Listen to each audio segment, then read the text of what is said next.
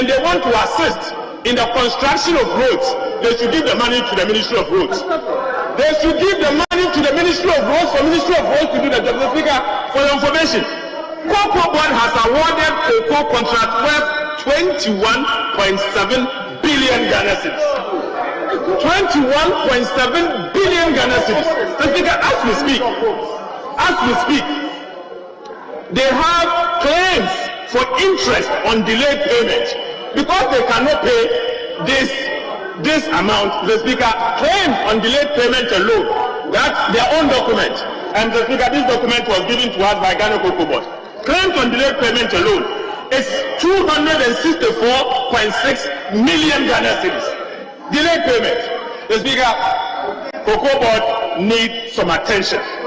The Speaker, aside that, we were told that last cocoa season they spent $45.6 million to purchase jute sacks, cocoa sacks.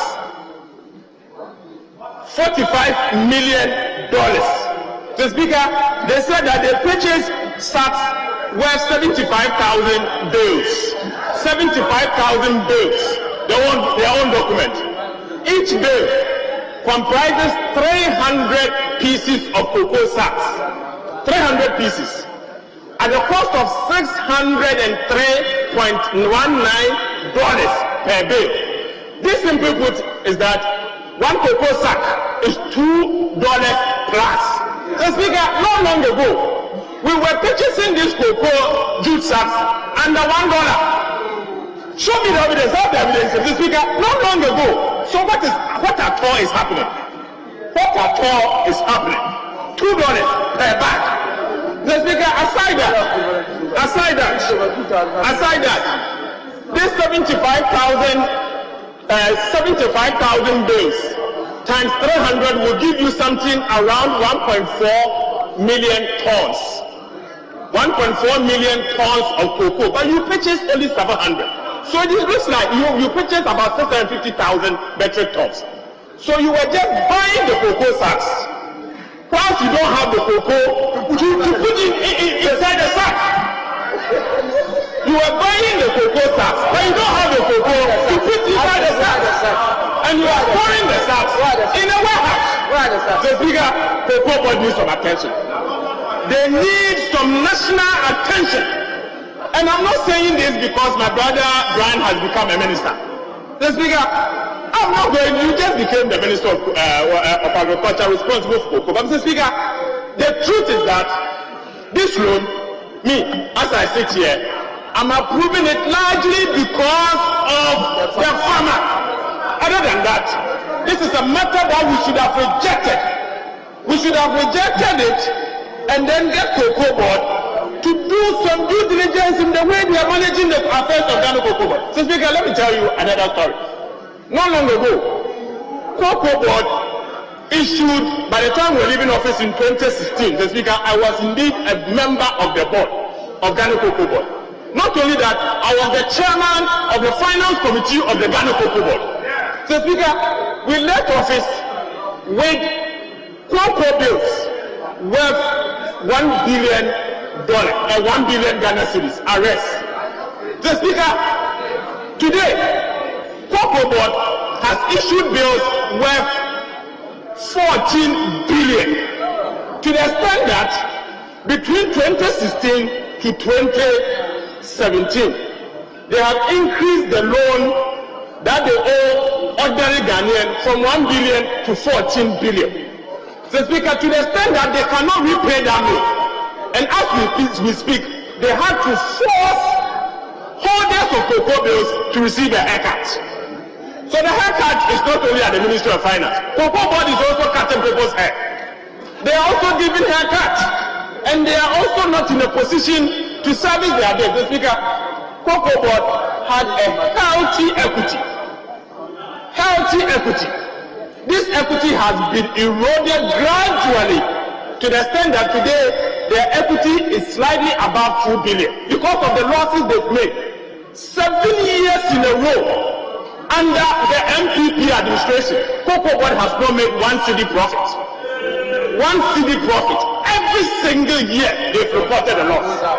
Mr. Speaker, if you are to deduct the 21 billion they owe the ordinary cocoa road contractor. So Mr. Speaker, in continuing from where Honorable Eric left off, Mr. Speaker, it should be noted that at the committee, I personally asked the minister and the officials from the Ghana Cocoa Board a question for them to explain to us how they were going to sell the non-collateralized portion, representing 63% of their production. Mr. Speaker, the answer given to me by the Deputy Chief Executive of Ghana Cocoa Board, Mr. Speaker, the records are there, was that they are going to sell them on spot. Mr. Speaker, the question I asked going forward was that what is going to be the rate? Because we know that they have sold some in October. We know that they sold some also in November.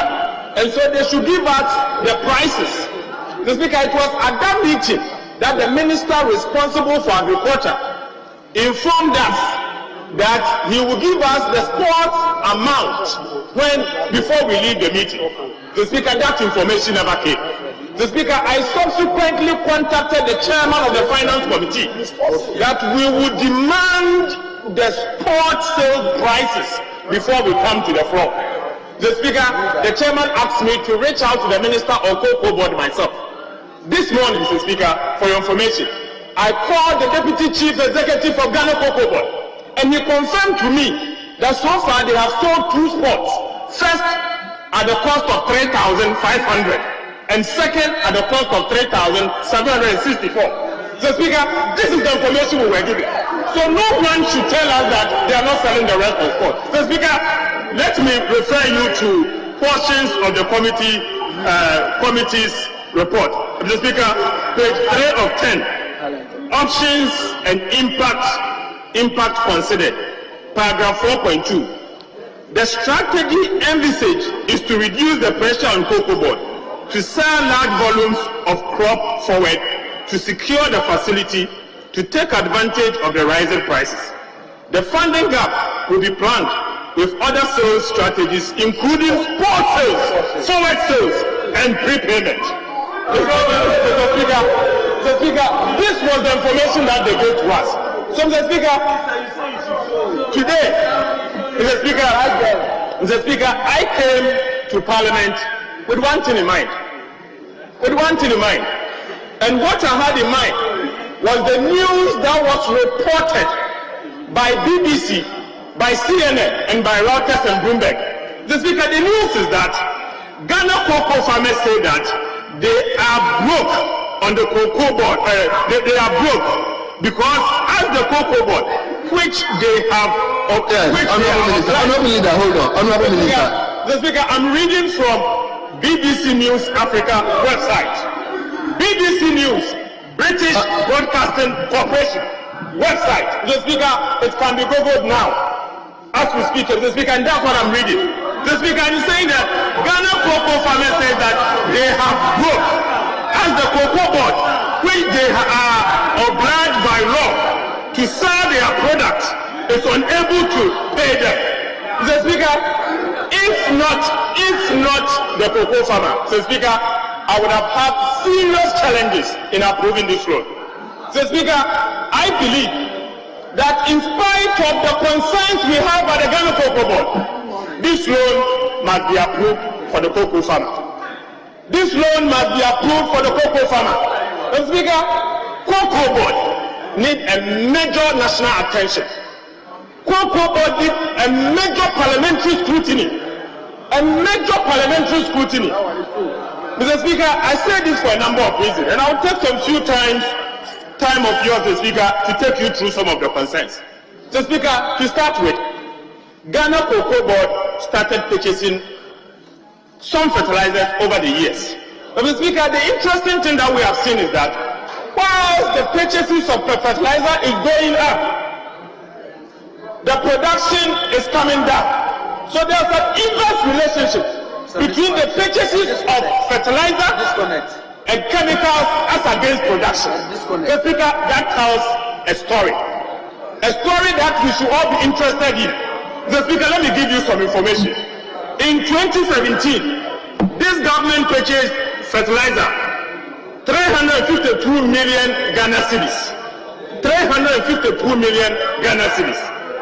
Mr. Speaker, in 2018, this amount doubled, in fact more than doubled, to 795 million Ghana cedis. Mr. Speaker, in 2019, it increased to 1.5 billion Ghana cedis. Mr. Speaker, in 2020, this amount again increased to 1.7 billion Ghana cedis. In 2021, this factor, Cocoa Board would have gone into a negative equity. Mr. Speaker, granted that is not a debt yet, but Mr. Speaker, I disagree. It is indeed a debt. It is a debt. But let me say that aside that, they are projected to record additional losses this year. Their own projections. Additional losses. So if care is not taken, and if we fail to do something as a country, as a parliament, Cocoa Board will go into negative equity.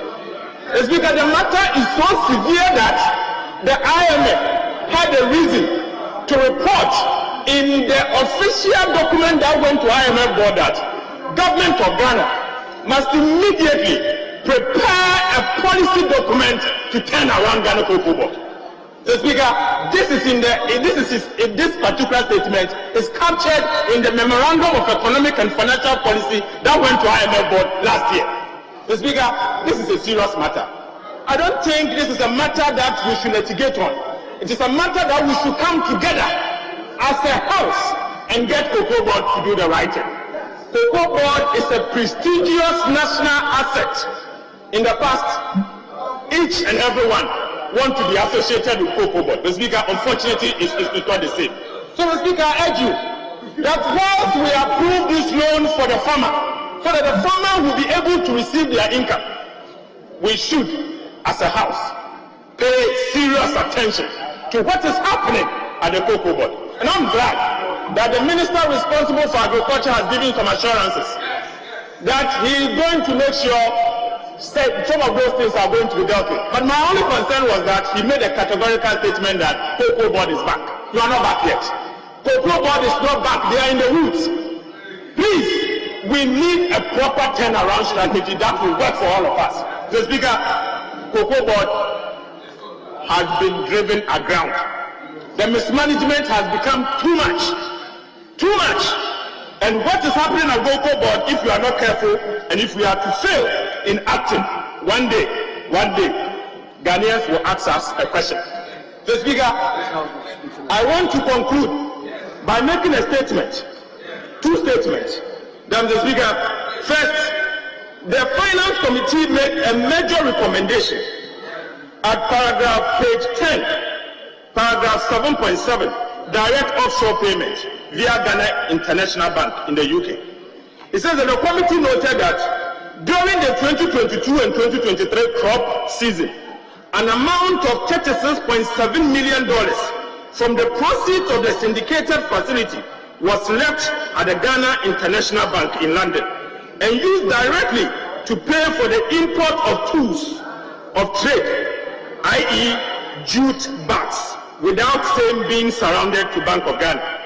The committee took the view that, in line with the Bank of Ghana's constitutional mandate in Article 183(2)(b) and Article 183(3) of the Constitution, as the sole custodian of state funds of Ghana, both within and outside Ghana, and also in accordance with the Public Financial Management Act, Cocoa Board should seek approval from the Bank of Ghana before keeping part of the syndicated loan proceeds abroad. The committee further urged Ghana Cocoa Board to ensure that going forward, all expenditures on the fund kept at the Ghana International Bank should comply with the Procurement Act 2016. So, Speaker, this is the beginning of what we are doing at the Finance Committee. But, Speaker, the trouble with Ghana Cocoa Board should not only end at the Finance Committee. It should be something that all of us as a house must be interested in. We need to protect Ghana Cocoa Board. It's a prestigious national asset. Mr. Speaker, finally, it is important for us to talk about what Honorable Podo raised. Mr. Speaker, when revenues from Ghana Cocoa Board are paid to the consolidated fund, it is recorded as export duty. Export duty is part of the revenues. But, Mr. Speaker, every revenue has a line.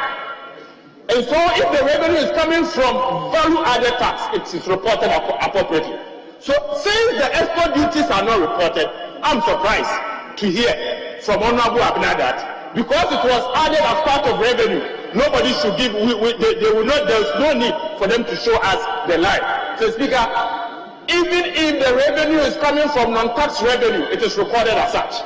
So Honorable Podo is right that in as much as they have deducted from Ghana Cocoa Board, when it hits the state coffers, there is the need for us to see the sources, and he has tracked the sources, and he can confidently report it, that so far they have not reported inflows of export duty. Mr. Speaker, we support that this loan must be approved for the former, Mr. Speaker, but with some serious reservation. Our reservation is that cocoa.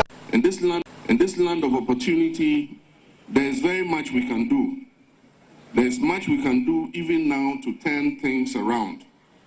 And I am heartened that my recent suggestion of operating a 24-hour economy in Ghana has been heard by the Finance Minister, as he mentioned in his recent budget statement, in the form of what he called the ninth economy. However, my idea of a 24-hour economy goes beyond just a ninth economy, which is to boost tourism, as explained by the Honorable Ken Ofori-Atta.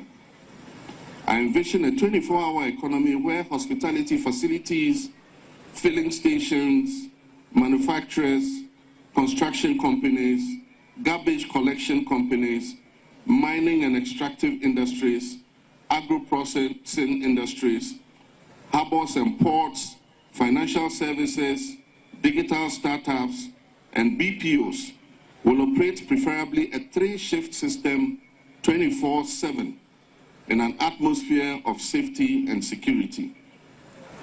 Heightened security needed for a 24-hour economy will also provide for safer cities and thereby, in effect, boost tourism. This 24-hour economy initiative I propose will be voluntary.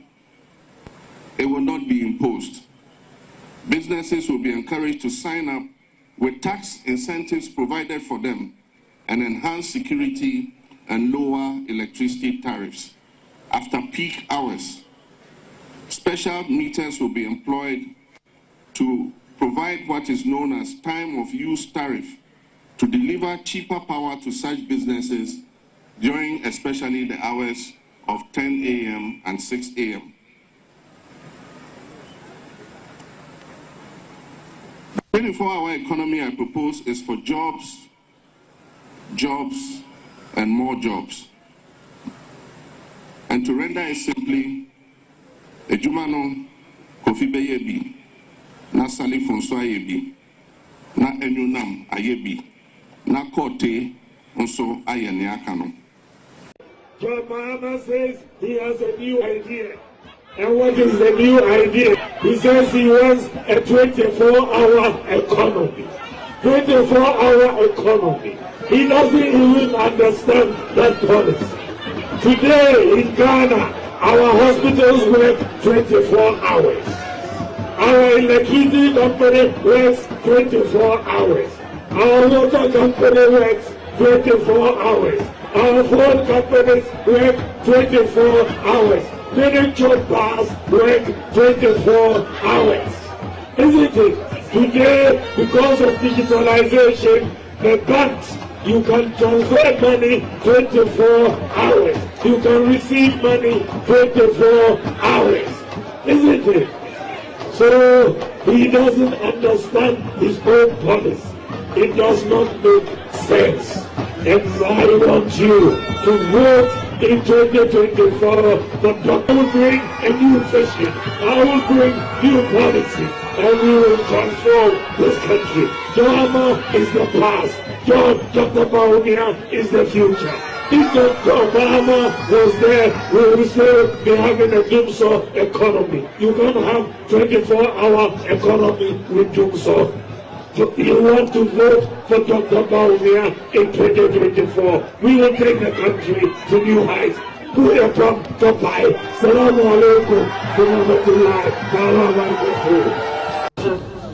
when we pass the law, inshallah, in the next few months, we are going to make sure that it is in the law. We are going to make sure every year at least that money, the equivalent of $50 million, will be in that fund every year, so that no government can come and say there is no money for Zongo development. It will be in the law, and we will make sure it happens, inshallah. And we also promise that, inshallah, we will begin the payment for Arabic tutors. And inshallah, we hope to do so this year in 2017 under this budget. So we are beginning to do a lot of things. We know that there is an outstanding promise also, and we will fulfill it, that we will make sure Arabic is an examinable subject in JSS and SS exams in this country. And we are going to make sure that is done, inshallah. We will eliminate import duties on sanitary pads to improve health conditions, particularly for girls. It's very important, but what we want to really do is to make sure we produce the sanitary pads in Ghana. Until that happens in their numbers, we are going to eliminate the import duties to bring down the cost. We'll raise them. You know, economic questions don't change over time, so he can answer the same questions. He posed them. He's the great economist. He will be able to answer them. He's there now, so he should be able to answer it. As I said, economic questions don't change over time. The same questions, maybe the answer will change. He will offer us the responses. So you want him to answer his own questions, the 77 questions he posed to you? Well, so they are not on STEAM questions for him, so he should be able to answer, because we've seen the questions, so it's not. No, I think that there are serious issues in the economy that we need to tackle. It is not the grandstanding, and that is important. It is getting the serious issues resolved. Best. But I still have one more task to do.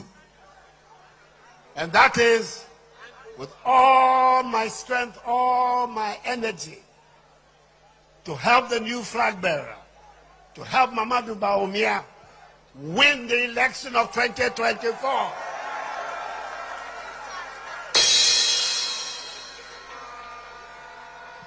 Ghana cannot afford the return of the NDC, especially under the leadership of John Dramani Mahama.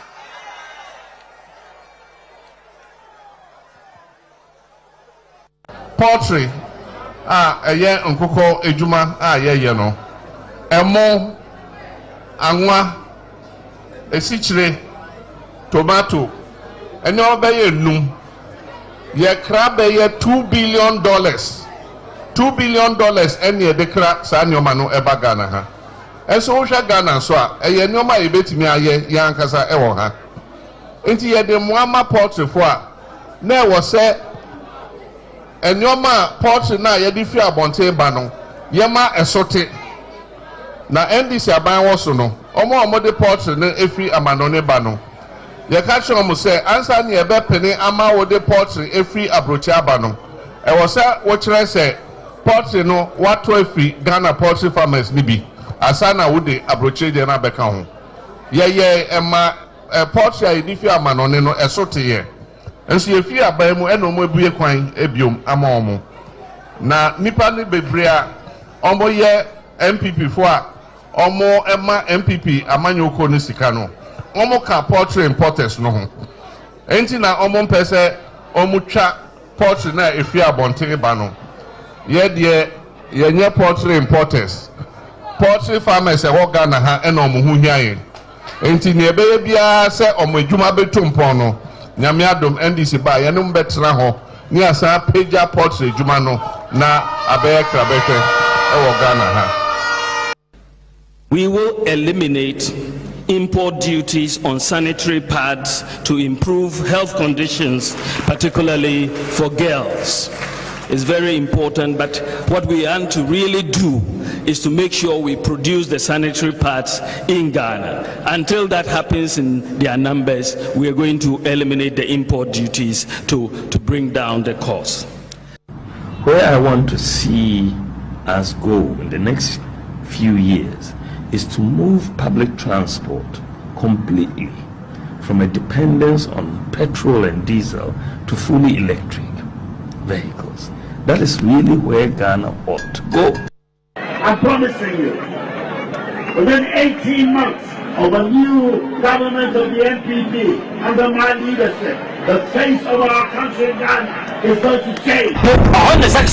Within 18 months of a new government of the NPP under my leadership, the face of our country, Ghana, is going to change.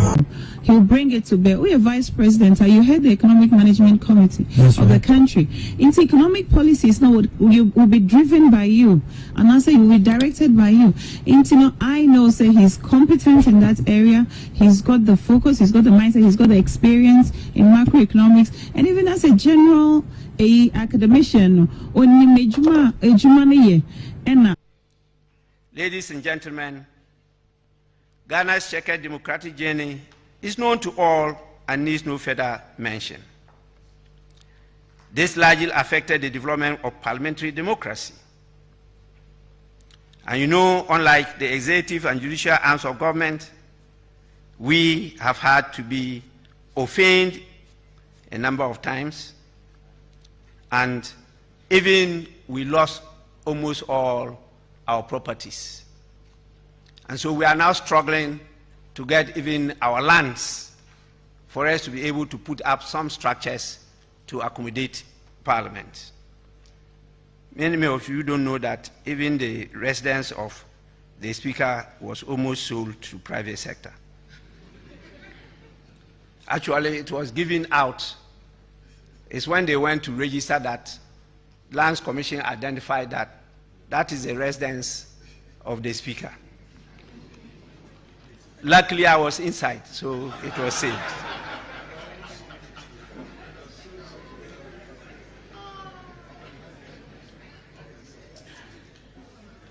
Again, Parliament is a single institution located.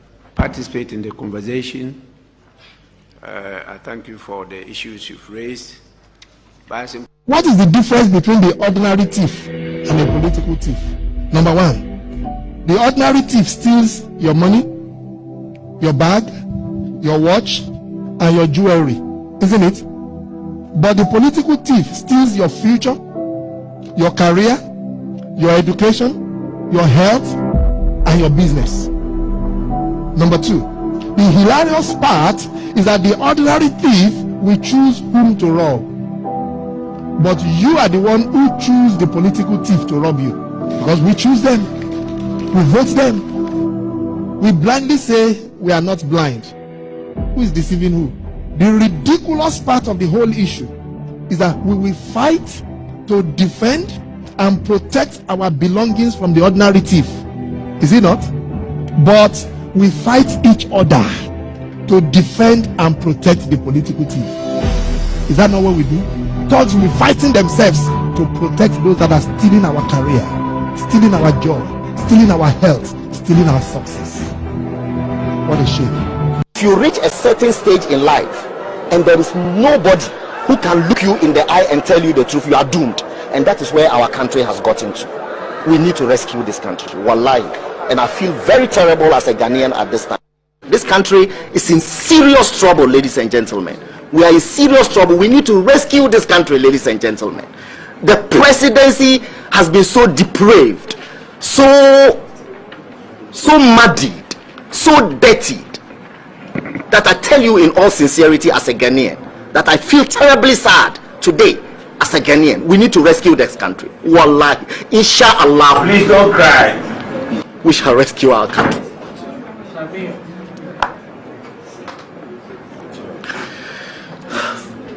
Government is broke, government is broke.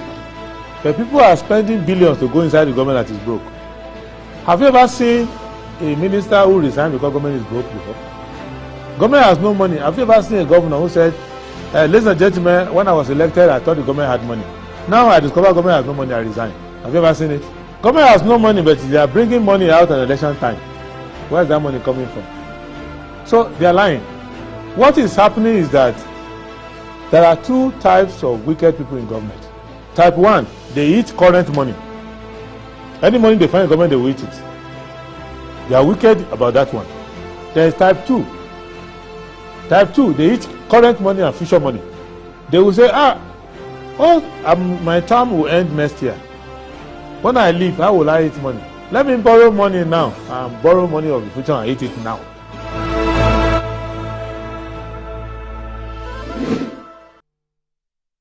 Hello, good morning and welcome to the show. This is Good Morning Ghana live on Metro TV. It's a Tuesday, the 21st day of November, 2023. By His grace, we're live and we're here. We're at another edition of the show. Our gratitude go to the Most High God for the rare privilege of being alive and, of course, the opportunity of having another conversation around the top stories making around here in our dear Republic. I'll let you into a panel for the morning's conversation shortly, but let's take a look at the front pages of our newspapers. Daily Graphic. 3 cement factories defy GSA ban. Restructure economy to consolidate IMF gains. PwC to government. Transforming education sector. 15 science labs completed. UGMC performs beating heart surgery. Graphic Business stroke Stanbic Bank breakfast meeting puts spotlight on budget 2024 today. Ghanaian Times. Parliament won't bow to IMF pressure. Speaker. Charles Streetism suit. Supreme Court gives verdict tomorrow. NPP sacks Boniface Sadiq, Yabuabi and Samatu others for breach of party constitution. EC official testifies in Asin North MP trial. Ghana Energy Awards 2023. Boss sweeps 2 prestigious awards. Daily Guide. NPP sacks 4 rebels. Please grab bold robbers. Bulk Energy excels. Court questions Collins Dowders travel without passport. Mahama snobs NDC executives in regional tour. The New Crusading Guide. NPP dissidents booted out. Boss glares at Ghana Energy Awards 2023. Emerges Petroleum Company of the Year. NPP running mate race Kokofu on Baomia's radar. Sacked NIA staff breach standard operating rules. NLC. JK Hogo Transport and Company Limited CEO Aned. SETAG rejects Mohammed's proposal to scrap teacher licensure exams. The Insight. 2024 budget. CPP punches holes in a statement. Describes it as Gadgetsburg economy. Dr. Otin Jesse, he says Ghana's economic policies create traders than industrialists. Bankai Youth Association wages war against Galamsey in their community. Queen Mother sold out community to illegal Chinese miners. Please nab serial goat thief at long last. The Daily Statesman. Ghana experiencing educational revolution. Education Minister declares. Boss wins big at Ghana Energy Awards 2023. Lawless NPP members lose membership. Lands Commission, Speaker's residence unsold. The Finder, Speaker's residence sale claim is false. Lands Commission dismisses Bagbin's assertion. But it didn't say the place had been sold. Kodria Nanabi donate 200,000 Ghana cedis towards Otum Force Konfanochi Teaching Hospital renovation project. Boss wins 2 prestigious Ghana Energy Awards 2023. NPP dismisses 4 members for openly supporting Alan. Resourceful, charismatic Ashanti running mate crucial for victory. Coca. Daily Post. Baumia in pain over Mohammed's 24-hour economic game changer held by the TUC. Mohammed's promise to abolish obnoxious teachers' licensure examination is sound and sensible. Sami Jemfi. The rights of parents over their children should not be usurped by school boards, pressure groups, or governments. Honorable Sam George, we accept our dismissal from MPP, pledge our support for Alanche Martin, Boabi and Samoa. Economy Times, Bank of Ghana to cut policy rate. Government to pursue aggressive domestic revenue mobilization in 2024. Trade organizations kick against 2024 budget. And that's about it for the front pages. We'll be back shortly.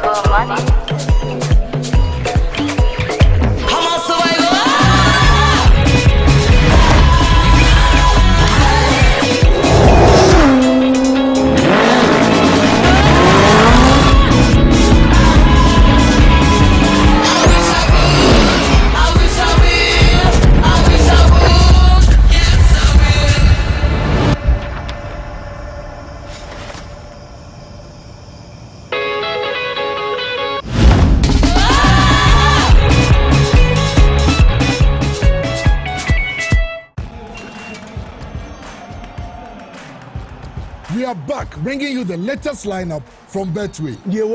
Betway starts strong with their front two with Free Play Friday and Swipe Bet. In the middle, you've got all the control with Cash Out and Build a Bet. Plus, with Win Boost, you can boost your sports bets. At the back, they have Smart Picks and the Partial Daily Jackpot. You always get way more with Betway.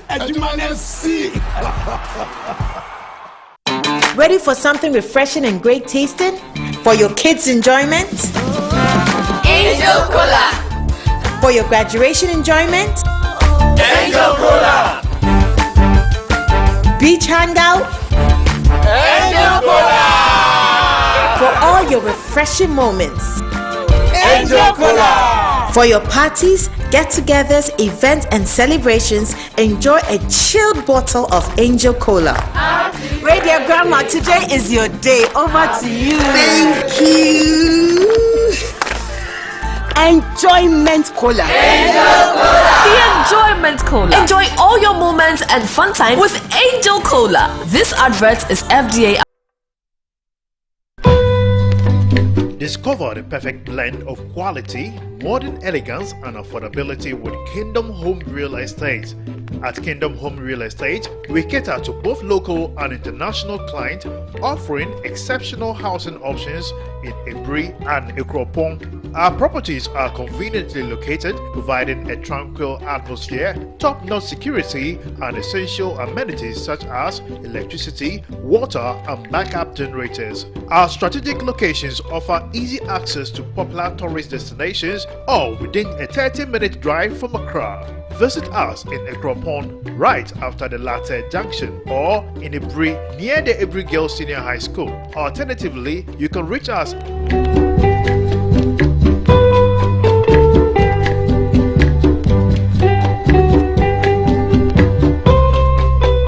Kingdom Home Real Estate, where your dream home becomes a reality. Anti-cavity, gum protection, brighter teeth, and fresh breath. I'm afraid Miss Wayne. Prepare Bantama. Matias.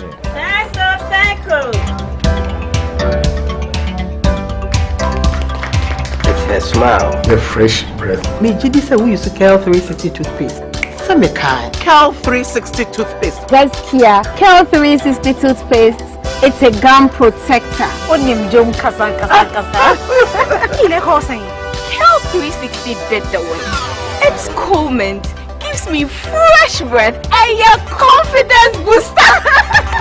You will see so feeling Cal 360 toothpaste. Happy smile. Cal 360 toothpaste, anti-cavity, gum protection, brighter teeth, and fresh breath. Cal, happy smile. This advert is FDA approved.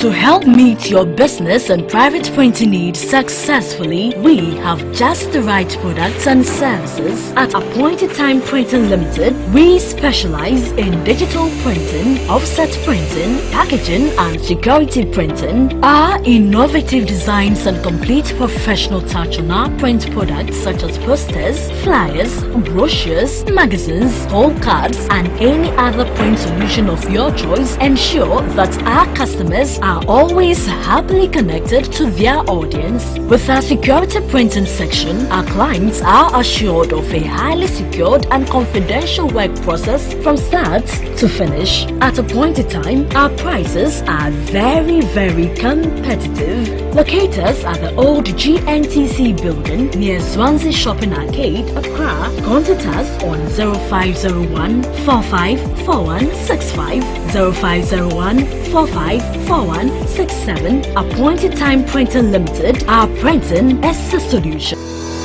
Enjoy the fruits of your labor, they say, but as humans, aging and physical infirmity stands our way of enjoying our mansions and homes. It often becomes challenging, if not impossible, to use our stairways day in, day out. With portable American pneumatic vacuum elevators, PVs, you are assured of unlimited enjoyment of your mansions and homes. It's a self-supported elevator for vertical movement of humans and goods at homes and offices. The original comes in 3 custom-made upgrade models with wheelchair accessibility. Call it luxury, but it's a necessary imperative for vertical mobility. Do not let aging or infirmity limit you. Get one for your easy vertical mobility at home. It's affordable and can be installed in just 3 days without modification to your existing building. It's however easier to incorporate it at the construction stage. We also have traditional Fuji elevators and escalators for your high-rise buildings and malls. Visit Lifts and Elevators Company Limited at Sakumono for your elevators nationwide. For free consultation to call or WhatsApp us on 0200-535-515. Lifts and Elevators, the elevator people.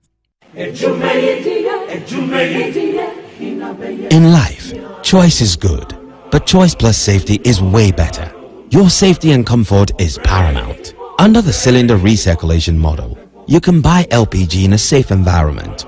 All cylinders are inspected and maintained to the best safety standards, so your safety is assured.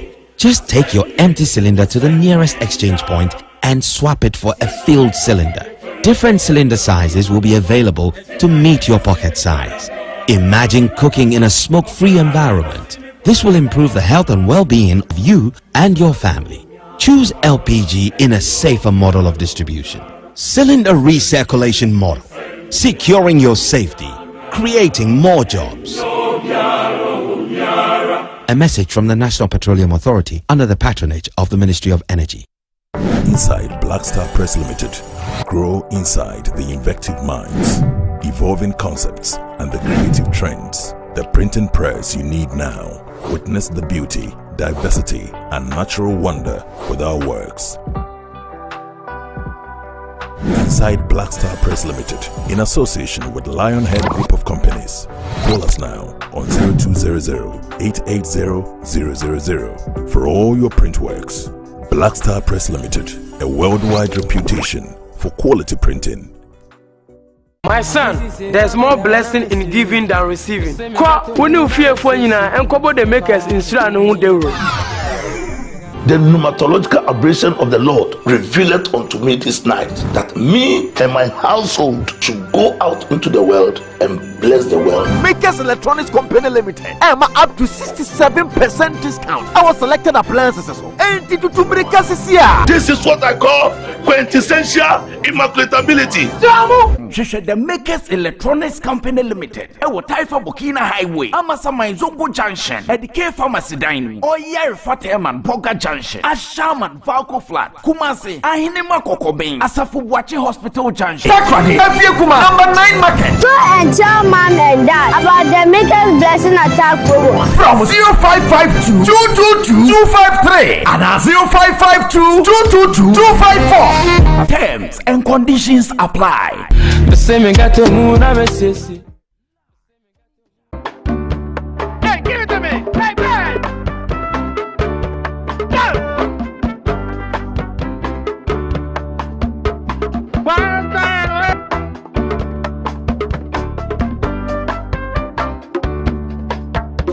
Stop. Enough you guys, so continue.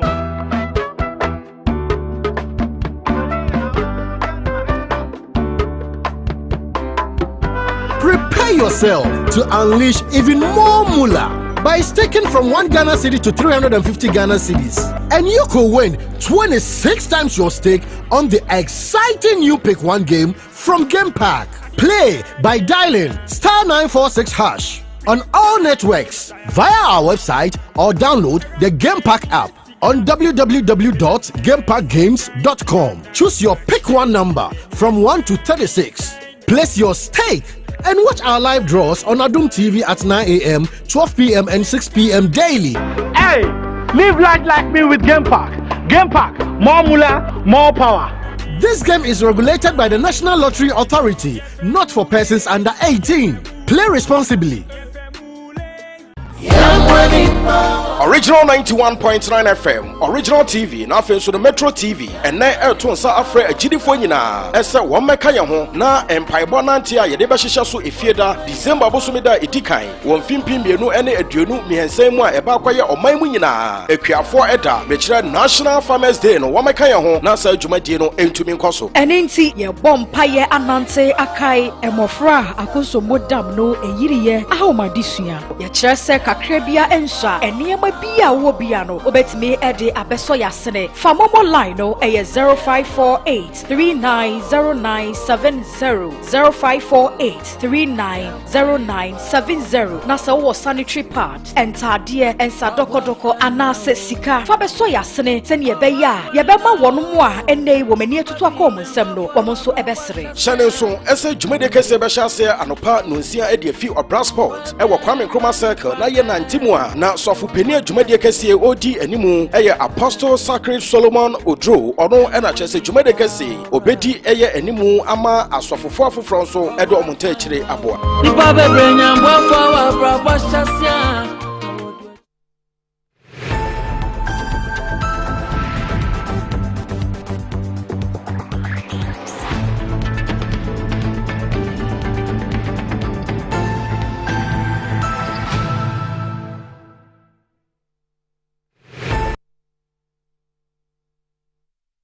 Right, welcome back to the show. If you just joined us, this is Good Morning Ghana live on Metro TV.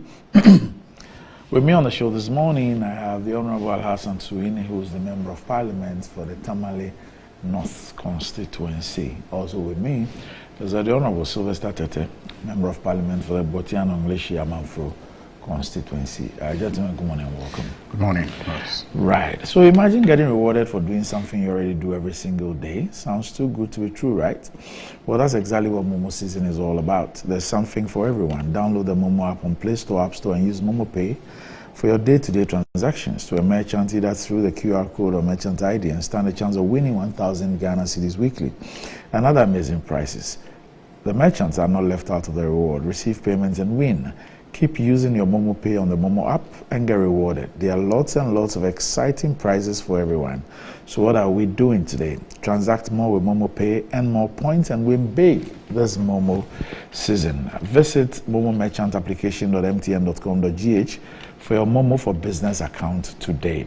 It's Momo season, so just Momo it with Momo Pay. Terms and conditions apply.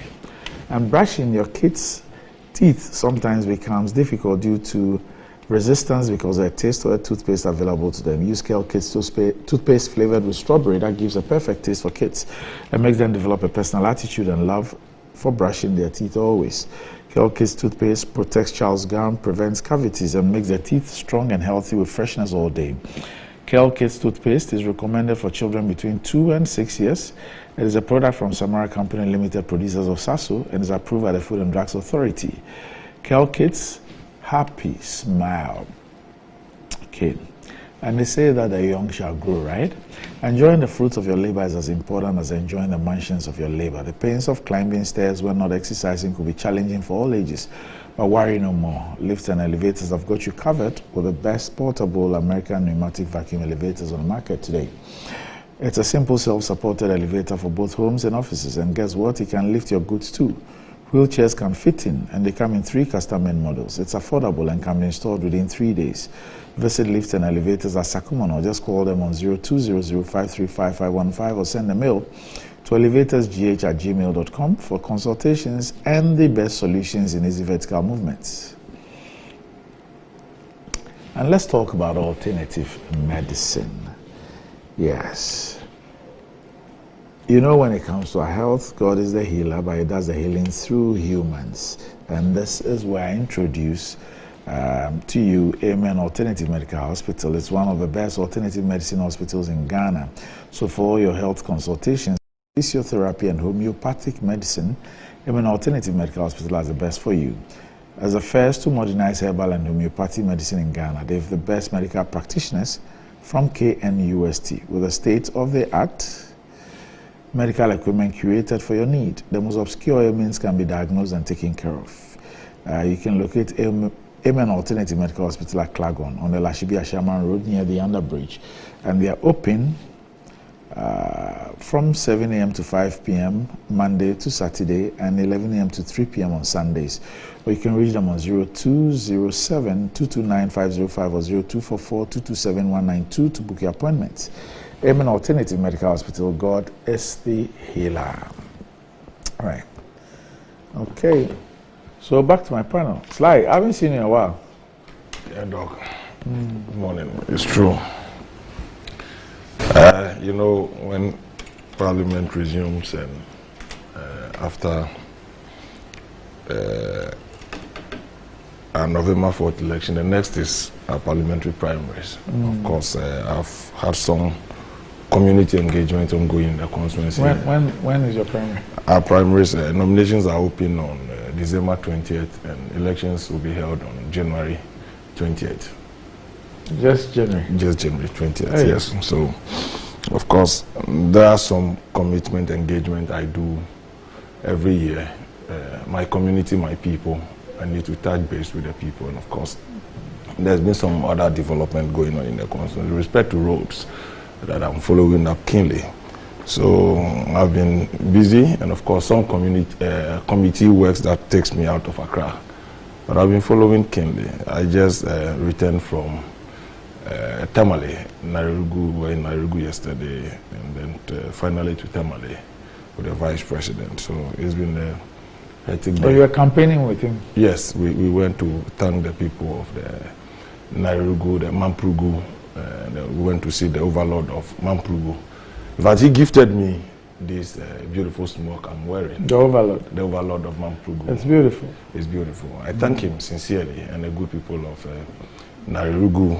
And we were in Tamale as late as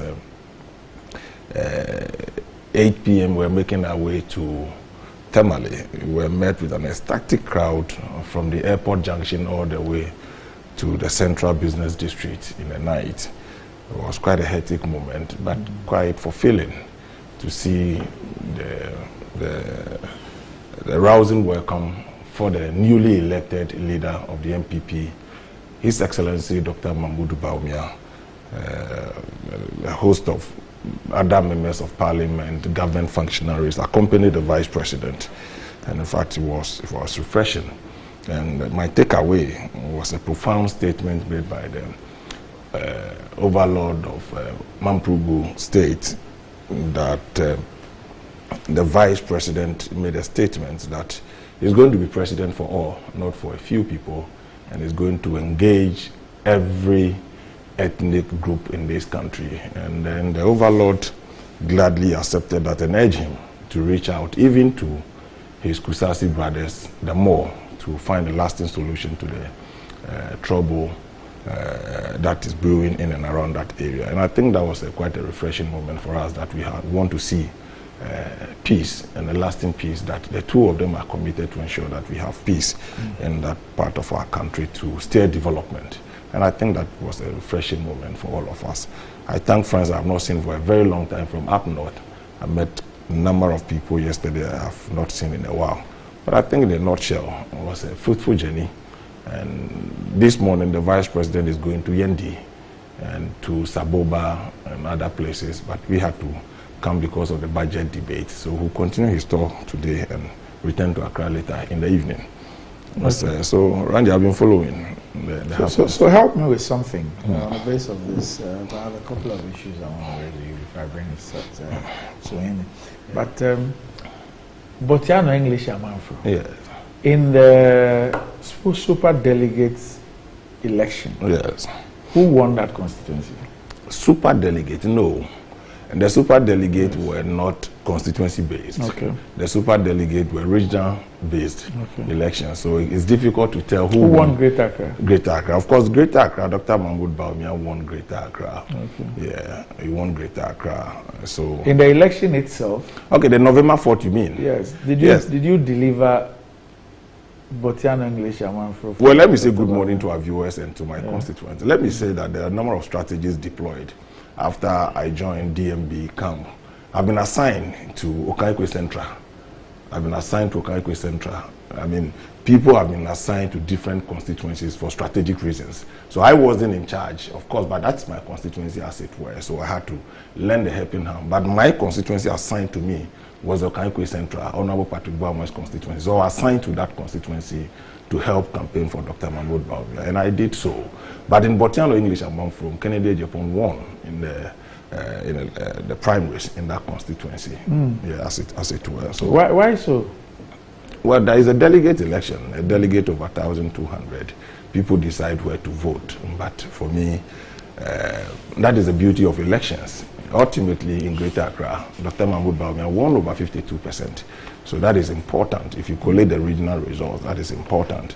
What it means is that people have made a choice, and we must all respect the decision. It means Kennedy Japan has worked very hard, and we've seen his exploit, making 37% of the vote. It means he's worked very, very hard. And not only in that constituency, but a number of constituencies in Greater Accra. He did win, and of course in Central Region, Volta Region, he won the regional coalitions, as it were. So kudos to him. But ultimately, Dr. Mahmoud Bawumia won, and that's the leader of our party today that we must all support to deliver victory for the MPP.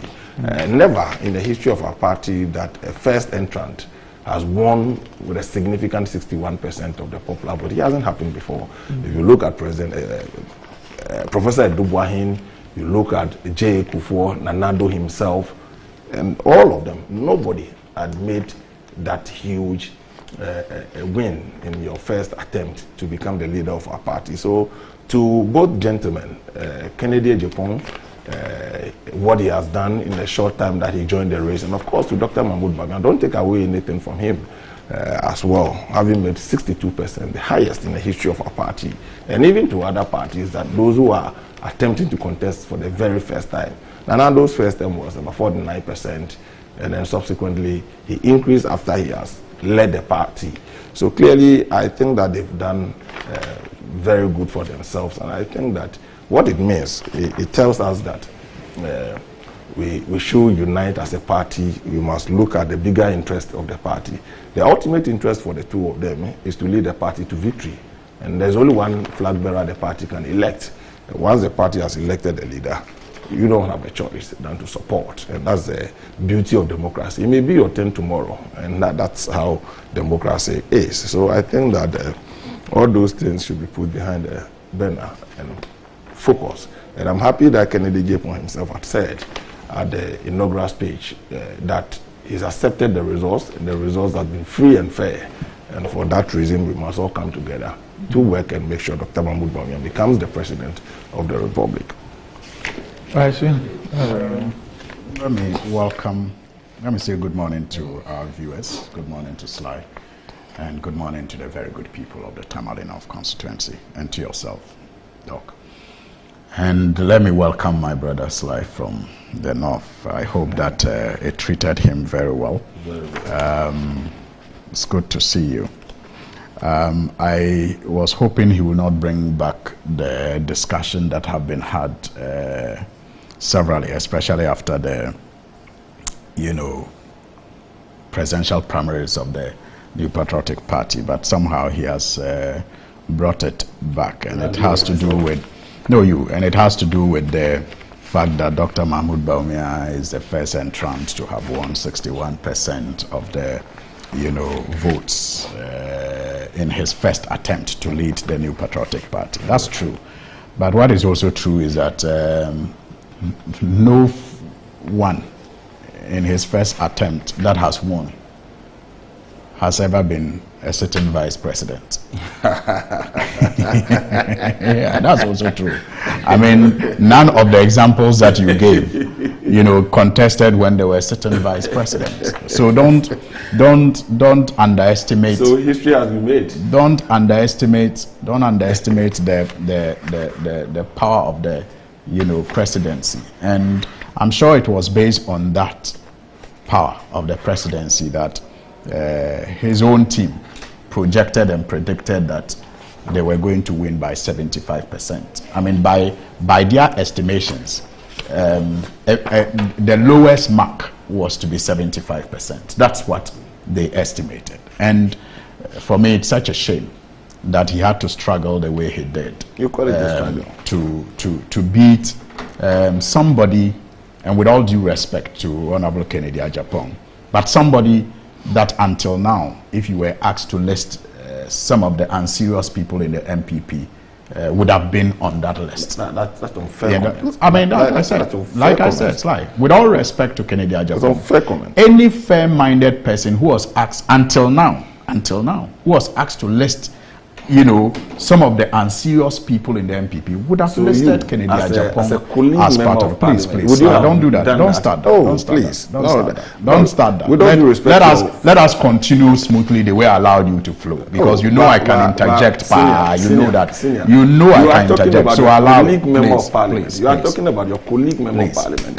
Can I? If you start this, the show won't end well. I'm just. Don't say that. But no. I mean, when I had disagreements with you, I allowed you to finish, and so you should also behave like a gentleman. Well, but your party is a public, institution. It's a public entity. But a comment about so you don't do that. Behave like a gentleman. Let us have. But if you're a gentleman, you don't refer to your colleague member of parliament the way you. So the point that I'm making is that it is a shame that Dr. Mahmoud Bawumia had to struggle, against a contender like Kennedy Agyapong, who until recently was not, rated as one of the, if you like, big shots to lead the New Patriotic Party in the nearest future.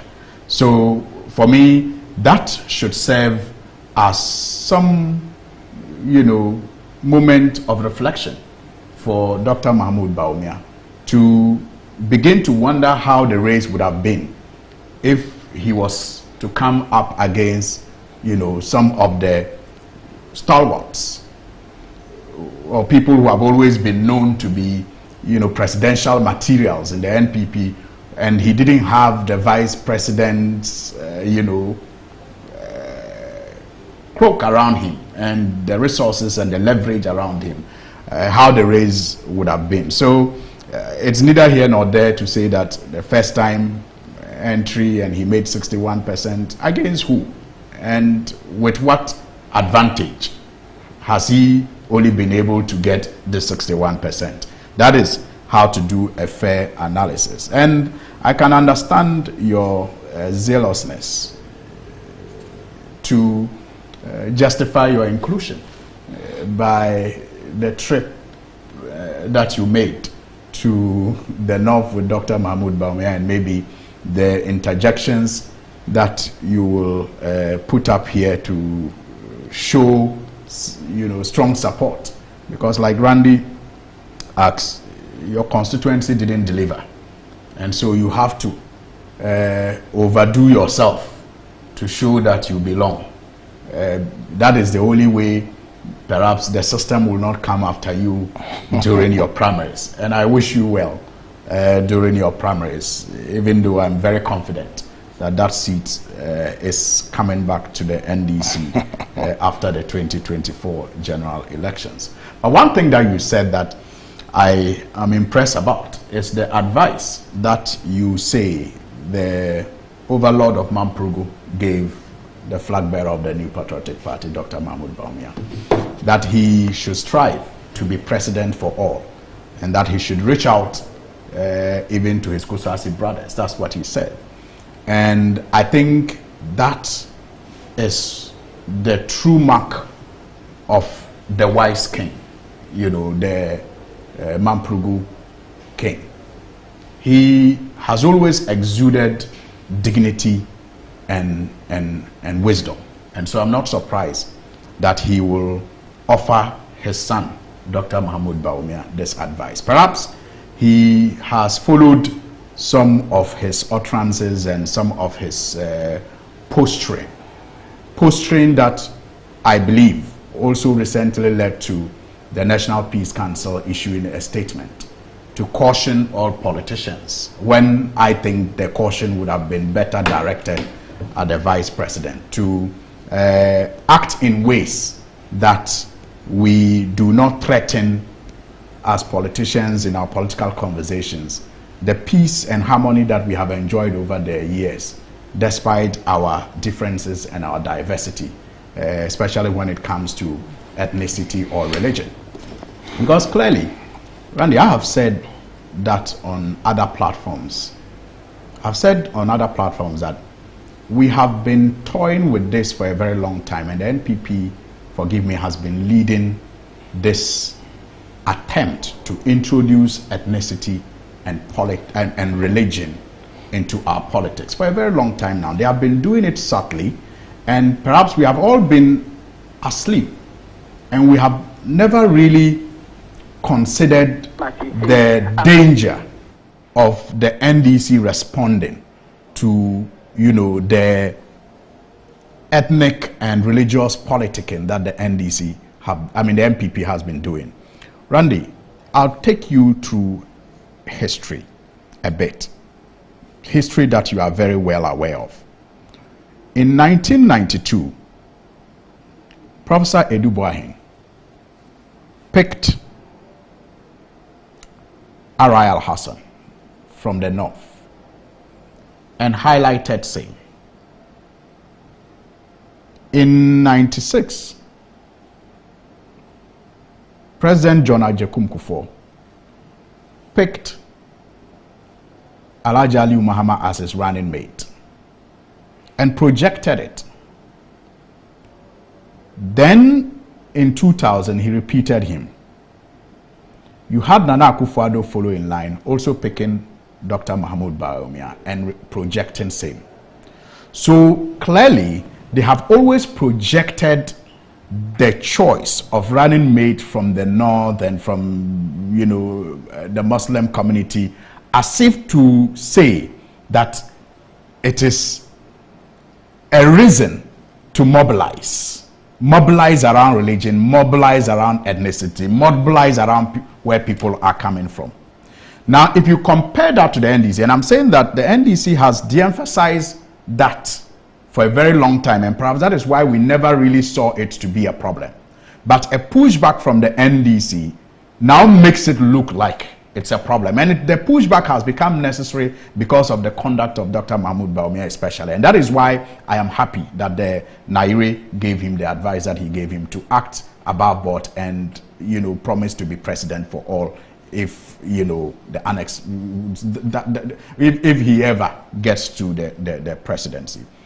The NDC in the Fourth Republic with President Rawlings first chose Aka, both sadness, both Christians. It was never an issue in the NDC. Moving forward, he chose Professor Mills, both sadness, both accounts, never an issue. Then came Martin Amidu, first time from the north, both Christians though, not an issue. Then came John Mahama from the north, both Christians, not an issue. Then you have John Mahama choose Pakwesi and Misata, both Christians, one from the south, one from the north. That wasn't necessarily their religion, and where they come from were not the considerations that emphasis was placed on when they were considered to lead the NDC. And that has been the trend in the NDC, because in the NDC, the God you worship or where you come from is not emphasized when it comes to giving you leadership roles or responsibilities. And that is how it should be across board. That is how our politics should be. Making religion and ethnicity political conversation points has shown in other countries to be very dangerous. But over the years, with what I have just told you, it is clear that the NPP subtly have toyed with that issue of making religion and where people come from a a conversational point in our politics. Now it has become worse because Dr. Mahmoud Bawumia, when he was chosen as running mate, suggested to Muslim communities that there was a need to create a balance at the presidency. So when the president swears with the Bible, he swears with the Quran, and then there's a balance, because that's how we've always lived in this country. Those were his campaign, that was a campaign trajectory. Today, we have all seen the video clip where he has met Muslim clerics and told them that he was partly chosen because he's a Muslim. And so those Muslim clerics should rise up to help him make history. That's why I'm saying that the National Peace Council's advice should have been very straightforward, either to the NPP or to the flag bearer of the NPP. Because when you say this and then the NDC pushes back, that is when the danger now becomes very palpable for all to see. But why should we have somebody, present himself in that manner, so to make religion and ethnicity a conversation point in our politics? What is essential is what people who choose to put themselves up for leadership, either in the NDC or the MPP, are able to do to transform the lives of the people, no matter where they come from and no matter the God they worship. It is about the improvement in our lives and in our communities. And I can sit here, despite the fact that the NDC has never really put forward a Muslim, president or running mate, and tell you the development that the NDC has championed in the Muslim communities. I mean, talk about the holidays Muslims enjoy today. And it wasn't introduced by a Muslim vice president or a Muslim president. Talk about the Islamic unit that is ensuring that education, grows in the Muslim communities. And it wasn't introduced by a vice president who was a Muslim or a president who was a Muslim. Talk about the improvement we currently see in Hajj operations. And it was under Professor Mills and John Dramani Mahama.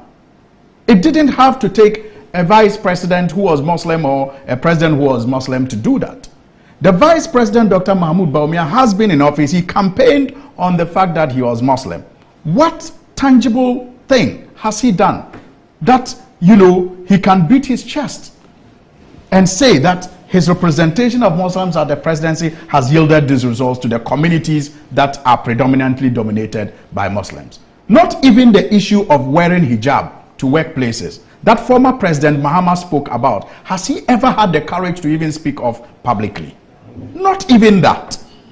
So for me, I am happy that the Naire gave him that advice. That's his son, and the Naire has always exuded wisdom and a lot of dignity. So I'm not surprised that he gave him that advice that, look, go out there and present yourself as a candidate when elected can be president for all. Right. Randy, it's quite unfortunate. My brothers will have a lot of respect for him. But let me remind him that you can't cast aspersions at your colleague member of parliament, the senior one to you for that matter, that if they are looking for unserious people in MPP, Kennedy Japan will be one. I take serious exception to that. And let me also tell you, please. That's not what I said. And anyone who listens to me knows that that's not what I said. I thought you had wanted me to be. Well, I'm just giving you a dose of your own medicine. I'm just giving you a dose of your own medicine. I'm a better. I'm just giving you a dose of your own medicine. I thought that. But if you are going to quote me, if you are going to quote me well. But let me also tell you, don't lie about it. If you are going to quote me, quote me well. Viewers are watching us, but let me also tell you, I'm very good at it. Let me also tell you, I'm very good at it. If you want to spoil the show, I'll give you the opportunity. Then we'll spoil the show and go away. But let me tell you, I take a serious exception. Respect the viewers and don't spoil them. Don't brag about how you can spoil the show. People actually are watching. They got up to watch. For you to say, please respect the viewers and don't talk about your prowess of spoiling shoes. That's what you said. That is what you said. But let me tell you, that's what you won. You won against. No. Let me tell you something. I said I can heckle better. I didn't say I'll spoil the shoe. For you to sit here, you don't listen to understand. Cast aspersions at your colleague member of parliament, the senior one for that matter, that if you are looking for unserious people in the MPP, Kennedy Japan will be one. That's a serious statement from you. And I take a serious exception to that. I take a serious exception for what you pride yourself as a member of parliament and all that. He has been there many, many years before you. You think if it's not serious, his constituents will be returning into parliament all these years? Please, let's show respect to ourselves and to our colleagues. It's an unfortunate comment coming from you. In any case, Randy, you have given reasons why you select your running mate. So you think the MPP is dumb? We don't have reasons for selecting our running mate? Your reasons are ethnic and religious. Please, okay, please, I hear please, you. Please. Continue to help please, you. Please, I don't want this. Look, all the people you've listed having been selected, you are struggling to name your running mate after how many months of electing your flag bearer. It is because of political dynamics, where the person is coming from, what is bringing on board, the competence and everything. In any case, list all the former vice presidents you've selected and name which one of them is as competent as Dr. Mahmoud Bawumia. None of them comes anywhere close to Dr. Mahmoud Bawumia in terms of competence. And another has made it clear in selecting Dr. Mahmoud Bawumia, competence is key. Where he comes from was not the basis for selecting Dr. Mahmoud Bawumia. But if MPP had are you saying that the Muslims in this country, they can't assume or they don't have competence amongst the lot? So if a Muslim is found to be competent to partner a flag bearer of an MPP, that becomes a problem because he's a Muslim. Or are you saying that Muslims don't have that competence that you are looking for? Aliyu Muhammad, the late Aliyu Muhammad, are you saying he was not competent? Al-Hassan, are you saying he was not competent? So the fact that the person is a Muslim, it tells the kind of thinking you have. But our Muslim brothers are watching. They are very competent and they have exhumed that competence. And Dr. Mahmoud Bawumia's inclusion in the MPP has shown clearly. And I guess we are worried because when it comes to competence, look, is it not former President Mahama who in Laura was saying that MPP was going to use Dr. Mahmoud Bawumia and dump him because he's coming from the north? So today the narrative has changed because he's been elected. I don't see the logic and the reasoning in the analysis we are doing here. In any case, you were worried that in spite of all his competence, because he's from the north, the MPP will go to reject him, use and dump. These were his words in Laura. And today the MPP had gone to Congress and elected him, and you have headache. It tells you the fear and panic that people has brought. Check the history and the backgrounds of all the Muslims that the MPP had selected as vice presidential candidate and subsequently becoming vice president were Aliyu Muhammad and Dr. Mahmoud Bawumia. The competence, the integrity, humility exhibited by former vice president Aliyu Muhammad and Dr. Mahmoud Bawumia is exceptional. And for us yesterday, in all our deliberations and our saying, we are looking at the competence of Dr. Mahmoud Bawumia more than anything. In any case, he's not the only Muslim in the MPP. If you were to be the only Muslim in the MPP, then your conclusion could have been fair. But there are thousands and millions of Muslims in the MPP. But we looked out for a competent one for that matter. And what is wrong? In any case, we had long existed as a national party where religion, diverse ethnic backgrounds are within the MPP. So why? If somebody is a traditionalist, a Hindu, a Muslim, or any religion for that matter, is selected for leadership position in a party, you say because we want to cost them. What kind of analysis is this? Having former President Mahama be going around telling everybody in this country that he's a Assemblies of God, member of the Assemblies of God. So is he courting the members of the Assemblies of God Church for that reason? So you say that the reason for selecting him is simply because he's a member of the Assemblies of God. I don't find this reasoning so logical for any debate this morning. And I think it's the most unfortunate comment that are coming. And let us all be careful and be guided by trying to play one religion against the other. The competence of Dr. Mahmoud Bawumia is not in doubt. So you are now telling Muslims that they don't have competence to be used in this country anymore. So the person has served the MPP over the last 16 years, and the party has found reason to select him to lead the party. The one that you so doubted, that on the political platform, you said those supporting MPP from the north, you pity them because the Southerners or the MPP will use them and down them to the extent that you said when former President Mills died, and you were automatically selected to lead your party. If you were to be the MPP, they would have organized a contest for you because you are from the north. And today you've been proven wrong. And you also have a problem with that. I think this kind of analysis, look, the campaign hasn't started. The competence of Dr. Mahmoud Bawumia had been established in this country that nobody, not even a child, can doubt the competence of Dr. Mahmoud Bawumia. And I think that on the basis of that... In what way? In every facet of life. Like what? Like his... Just help me. You said that, you made a yeah, you can't doubt him. Hold on, you made a statement. Yes. That in this Fourth Republic, yes, which vice president yes is as incompetent as Bawumia? No, you didn't hear me. What did you say? I said that yes, all the vice presidential candidate MPP has so far selected under the Fourth Republic, it is on the basis of competence, and nobody can doubt the competence of Dr. Mahmoud Bawumia. You didn't say that. You didn't ask Suhuyini whether any vice president in this country is as competent as Bawumia. Yes, I'm saying that. Yes. For me, where I sit in the selection of Dr. Mahmoud Bawumia, none of the people they have selected is more competent than Dr. Mahmoud Bawumia. None of the people who's been vice president for the NDC. They are vice presidential candidate they've selected. Yes. I've said none of them is as competent. What's the basis? I want you to understand. Academics, work, everything they have exhibited in this country. None of them. None of them. I challenge none of them. Let's put their works here as vice presidents. Personally, what they've achieved for themselves. None of them can equal Dr. Bawumia's level of competence. And for that reason... So maybe you should be putting out those achievements of his. But the achievement of Dr. Mahmoud Bawumia in supporting Nana Akufo-Addo is clear. So if that is the analysis, I'm saying that he is saying that Dr. Mahmoud Bawumia's selection and any other vice presidential candidate is on the basis of religion or where they are coming from. And I strongly refute on that this allegation. Program, first of all, I think it was a statement. I'm trying to get who made a statement. But on this program, I don't know if it was Alaboni or here, Nana Akufo-Addo even buttressed the point that in the NPP, it is a policy to have a Christian and a Muslim ticket.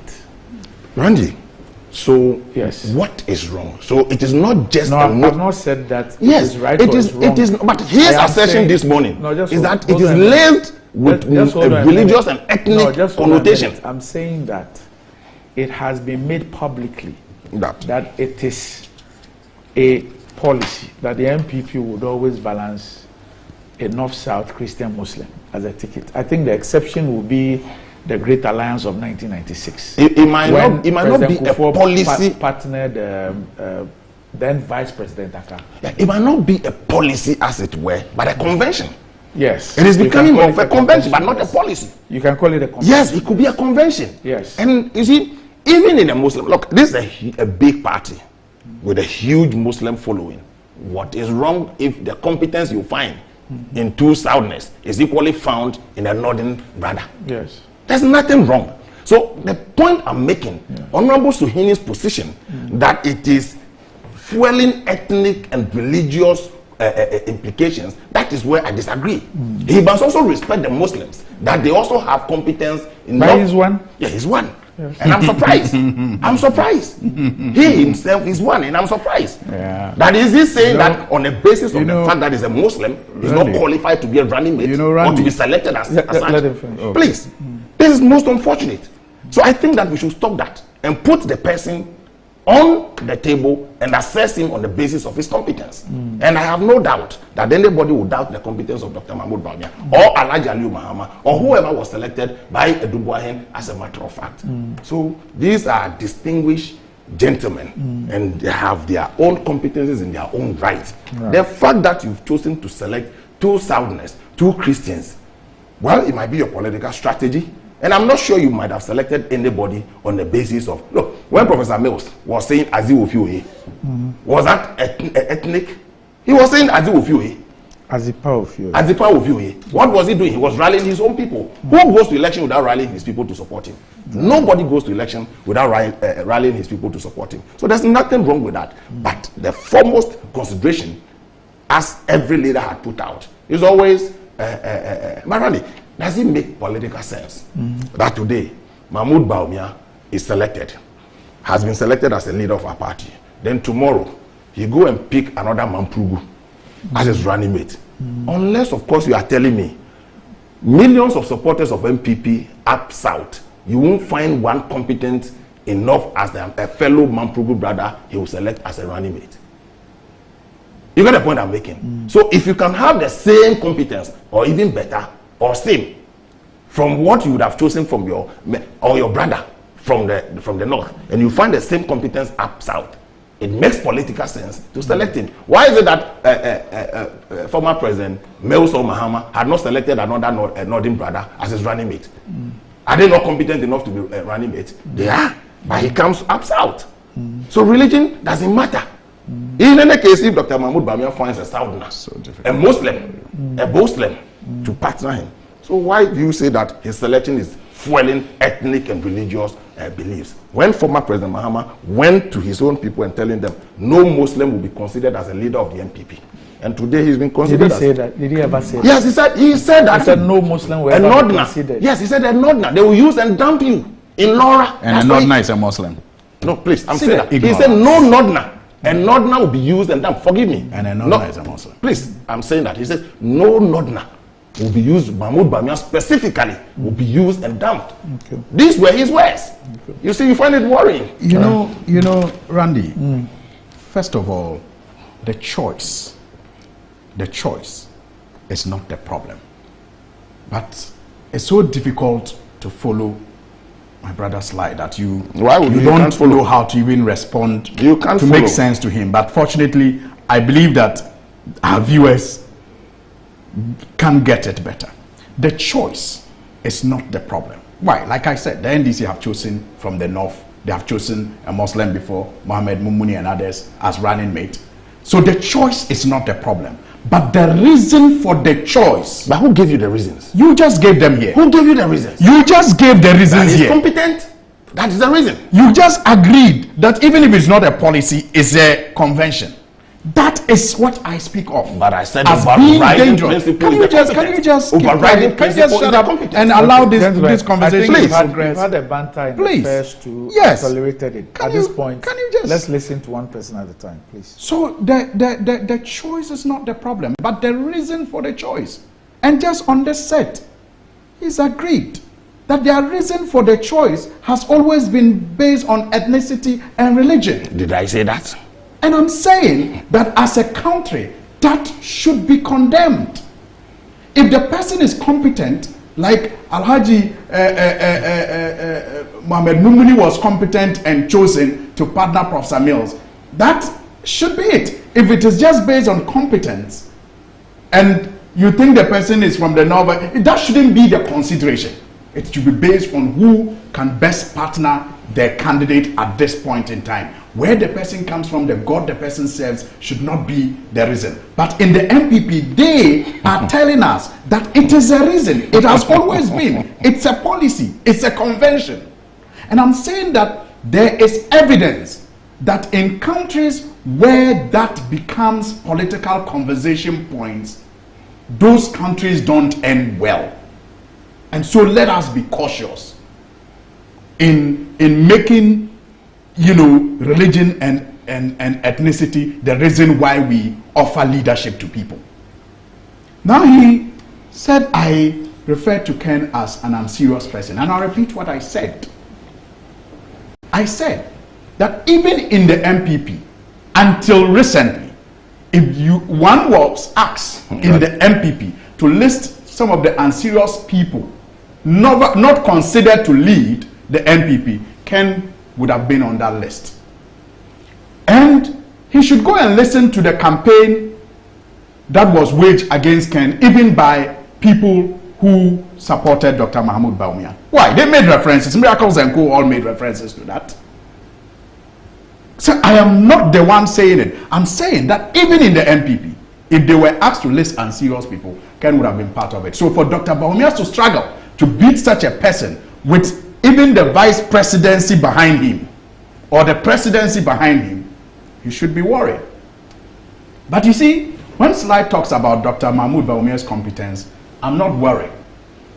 At least, as someone belonging to Dr. Mahmoud Bawumia's, opposition party, the party opposed to him, I'm not worried. I don't understand what you're saying. No, you see, if I belong to the NDC and somebody like Sly is touting Dr. Mahmoud Bawumia's competency, I'm not worried. And I shouldn't be worried. I'm only worried for him and his credibility. Because not long ago, he was on this platform. He told us how discredited Dr. Mahmoud Bawumia is. Very discredited on this platform. Campaigning for Allah. And many other platforms. In fact, even when it came to religion, one of their campaigners, Pine or something, please, spoke about religion. He came out. He came out. So you see, when I started, I said that I understand his overzealousness to impress. Because he's trying to justify his inclusion. And that is why he will sit on this platform and claim that no vice president, no running mate has ever had the competence of Dr. Mahmoud Bawumia. I can understand because he's trying to impress. He's trying to now belong. To justify. Oh, he meant in the MP. Okay, well, I didn't hear that. I thought he meant in the MP. Has made an allegation against. But you see, relax, you are here. He told us. It's not as if you are not even sitting here. All right. Where you would need me to. All right, no problem. You are right here. No problem. Yes. He told us in this country why he preferred Alan Chermanting over Dr. Mahmoud Bawumia. He told us. He went round the country, told their party members how discredited Dr. Mahmoud Bawumia is and how it will be difficult for them to take him to the 2024 general elections. So when in less than a month or so, he's on a national platform like this, beating his chest, speaking with energy and with verve about the competence of Dr. Mahmoud Bawumia, I'm only worried about how the viewers will see him. I'm only worried about how the viewers will see him. I am not worried that he's, touting the non-existent competence of Dr. Mahmoud Bawumia. I'm worried about the credibility crisis that he's currently suffering in the eyes of the viewers. So for me, I have nothing really much to say about it, except I will employ him to demonstrate the competence by answering the 170 questions that he asked the late Parkway Emisata. He asked those questions and used those questions to trumpet.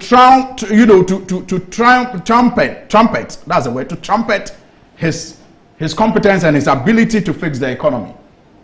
I'm saying he should answer the 170 questions that he asked Dr. Parkway Emisata, God bless his soul. You remember the speech he gave at the, what's the name of the university? Dr. Mensa Otabil's University, Central University. Yes. Restoring the value of the city. Yes. Let him demonstrate it as vice president. All the ideas that he gave about restoring the city. Since he has been vice president and chairman of the economic management team, the city has moved from about 4 cedis to $1 to currently 12 cedis plus to $1. So that's how he can demonstrate his competence for us to see. Right. But I'm worried about the credibility crisis. Okay. So I have the final word on this. Randy, I mean, look, if Sohini, I've been on this show with him on a number of occasions, and I would have wished for him to point to one statement I made on this show. In any case, yes, I was supporting Alan Chermanting, and I've said that all the 10 men that had put themselves up for contest, each one of them, whoever is elected, will be a better president than John Mahama. And I've made that point clear if you had not followed my campaign. So what you are alluding to is the figment of your own imagination. I've said that clear, that any of them the party selects will be a better president than John Mahama. Why? Even Kennedy Jepom himself will be mounting the platform to campaign for Dr. Mahmoud Bawumia. So why? Internal contest. I supported the candidate. And along the way, the candidate has dropped out of the race. Don't I have a right to select another candidate? And if the person eventually wins, you think I have credibility crisis? What have I said personally against Dr. Mahmoud Bawumia? You can't back me down with this. You said we should just use, what do you call it? A van. No, that we should use a van and then it's finished. You said that. You see, Randy, he has no credibility. You were not following. That Dr. Bawumia has I made that statement on Hello FM. That Dr. Bawumia has no credibility. What did you say? What I said, and let me go and get the tape. I can forward it to you after here. Right. I was making reference to the NDC saying that some of our internal campaigners for Dr. Mahmoud Bawumia were using this statement from former President Mahama that we will never vote for a northerner. So we should justify that by voting for him. And I said, oh, if the statement from NDC people, the NDC communicators are saying that when Bawumia is elected, a cinema van will be used to campaign, then they pick that part of the statement. Why would a cinema van be necessary? Please. I was making. You said choosing Bawumia will make it easier for the NDC. Please. Now you are saying that he's still better than every candidate. You said choosing Bawumia will make it easier for NDC. Please. All of those headlines are let him explain. So, all right. Yeah. I'm here. Yeah. You had never had opportunity to even be a man enough to speak out in your party. You have never. You've had many opportunities. Perhaps you were a timorous soul. You have never owned up to speak. You didn't hear him on what? The changes in their leadership in parliament. No, I'm talking about the presidential primary. Please, I chose John Mahama and I was out there. What is your problem? Please, allow me. So my really have position credibility and internal crisis primaries. Look, MPP had 17 aspirants contesting against each other. Nanado, a fierce contest between him and President Kufuor. After that, he jumped on a campaign. This is an internal price. So you think that after my support for Alan, I will go to the back burner? I believe in all the time that I've made a statement on this platform that whoever wins from the MPP primaries will be a better president than John Mahama. So why? I'm saying that Kennedy Japan, Akoto, and all those who contested fiercely, Kennedy Japan is today campaigning for Dr. Mahmoud Bawumia. So don't use the internal primary. There are people today, you'll be seeking to take Kobna Dufo to the campaign. When he said your party had prepared the poison, waiting to gulp it down. Former President Mahama went into a yes or no contest. And no that has no billboard, nobody representing him. And no had votes against former President Mahama. You have forgotten that contest. So please, these are internal issues that you cannot back some of us against. Sir, you said that if Dr. Bawumia is chosen, he will be whipped mercilessly by the NDC. That's your word, mercilessly.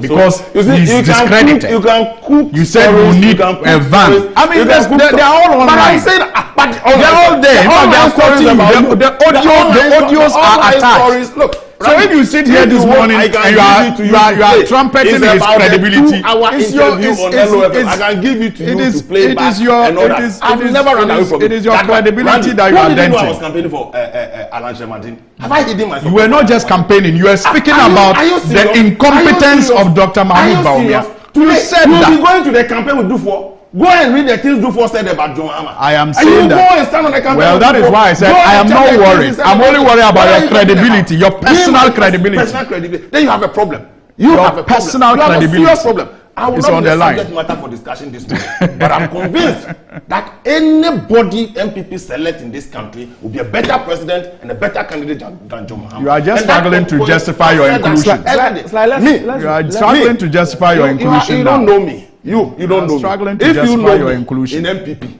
I'm one person. I don't fear to speak out. You are struggling to justify your inclusion. Justify my inclusion. I've worked, I've supported candidates, I've supported Nanado, I've supported Alan. But I will just advise you to do it carefully. What are you talking lest about? You destroy yourself. Bring all the things. You have a problem. Even Dr. Mahmoud Bawumia himself, he knows, and the party knows what I can do. And I'm principled. Everybody in this party knows that I'm principled. When I say this, that is me. And you can just he that says his king is no king. Back shortly.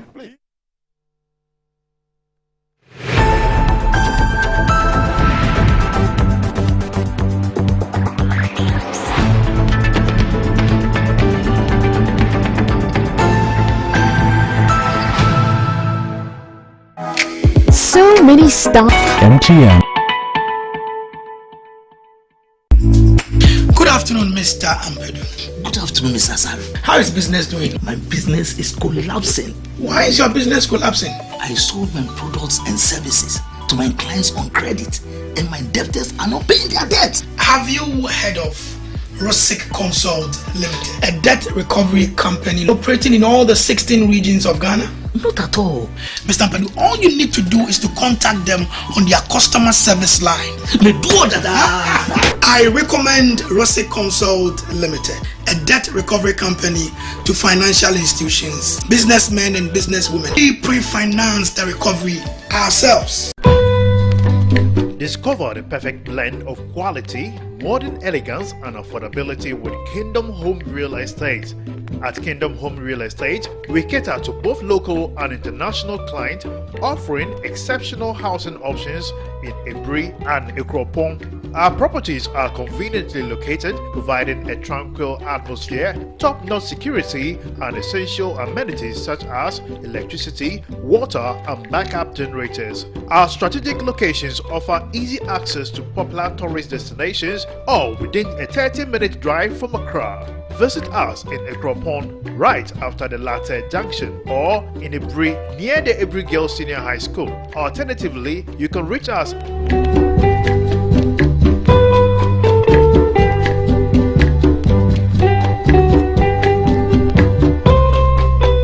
Kingdom Home Real Estate, where your dream home becomes a reality. We are back, bringing you the latest lineup from Betway. Betway starts strong with their front two, with Free Play Friday and Swipe Bet. In the middle, you've got all the control with Cash Out and Build a Bet. Plus, with Win Boost, you can boost your sports bets. At the back, they have Smart Picks and the Partial Daily Jackpot. You always get way more with Betway. For over 20 years of serving the world with herbal and alternative medicine, we've been successful in treating complicated medical conditions with a perfect combination of herbal and alternative methods of treatments like homeopathy, naturopathy, reflexology, and many more. We deliver excellent and effective service to people from all walks of life through scientific and traditional means. We have a well-equipped laboratory with advanced diagnostic and treatment devices to help detect your illness, so we know the right medication to be given. At Amen Scientific Herbal and Alternative Medical Hospital, we are proud manufacturers of our own herbal medication. Our zeal and passion to save lives with our patients at heart and outstanding achievements since 1996 has won us several awards. That is why we say, go herbal, go Amen. We are located everywhere in all the regions. Amen Scientific Herbal and Alternative Medical Hospital. Allahu Shafi, God is the He.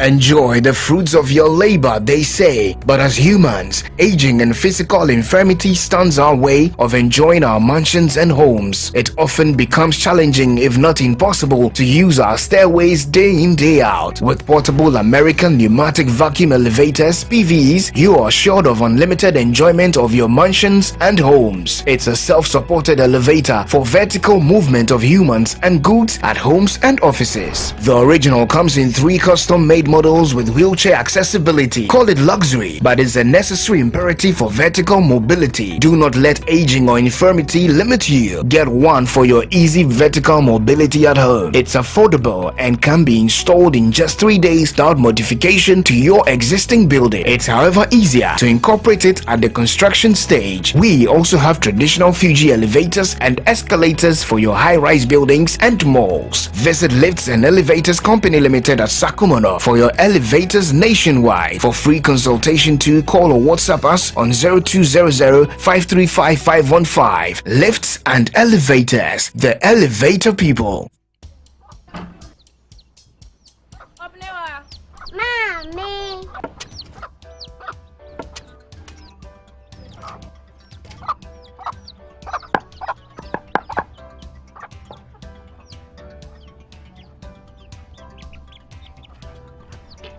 Michelle,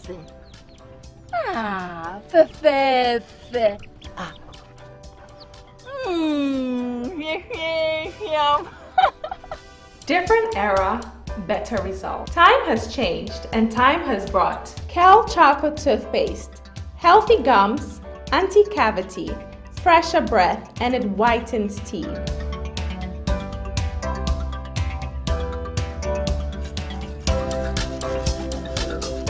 Kel Chocolate Toothpaste, Sankofa. Yenchi, Kel Chocolate Toothpaste. Happy smile.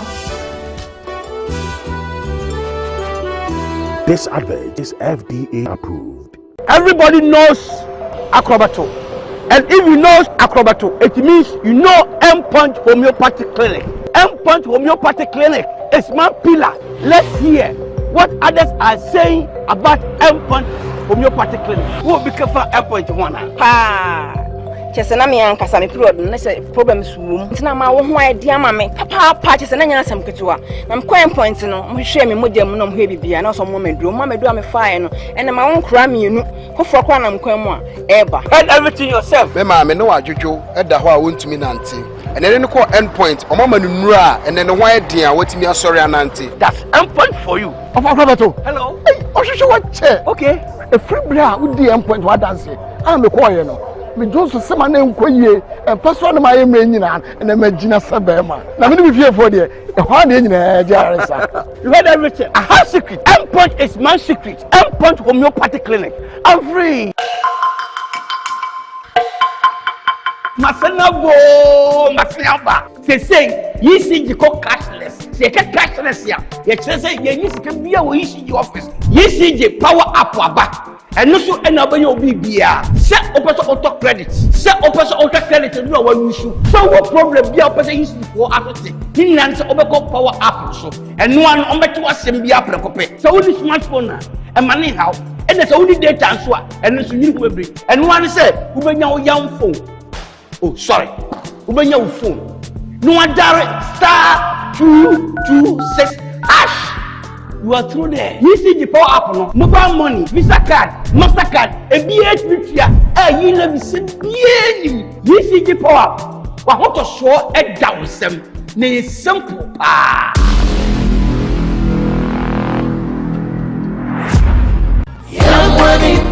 Original 91.9 FM, Original TV, na afenso no Metro TV, ene eto nsa afre agidifo nyina, ese wo meka ye ho na empaibo nante a yede behihye so efieda December bosomida edikan, won fimpim mienu ene aduonu mihensan mu a eba kwaye oman mu nyina, akuafo eda mekire National Farmers Day no wo meka ye ho na sa adwumadi no entumi nkoso. Ene nti ye bompa ye anante akai emofra akonso modam no eyiriye ahomadisua. Ye kire se kakra bia ensa eniema bia wo bia no obetimi ede abeso yasene famomo line no eye 0548390970 0548390970 na se wo sanitary pad entade ensa dokodoko anase sika fa beso yasene se ne yebeya yebema wono a ene wo mani atutu akom nsem no wo so ebesere shane so ese dwumede kese be hyase anopa no nsia ede afi Obrasport e wo Kwame Nkrumah Circle na ye nantimu a na sofo peni adwumade kese odi animu eye Apostle Sacred Solomon Odro ono ena chese dwumade kese obedi eye animu ama asofofo afofro so edo omonta akire aboa ipa bebrenya mbofo wa proposhasia.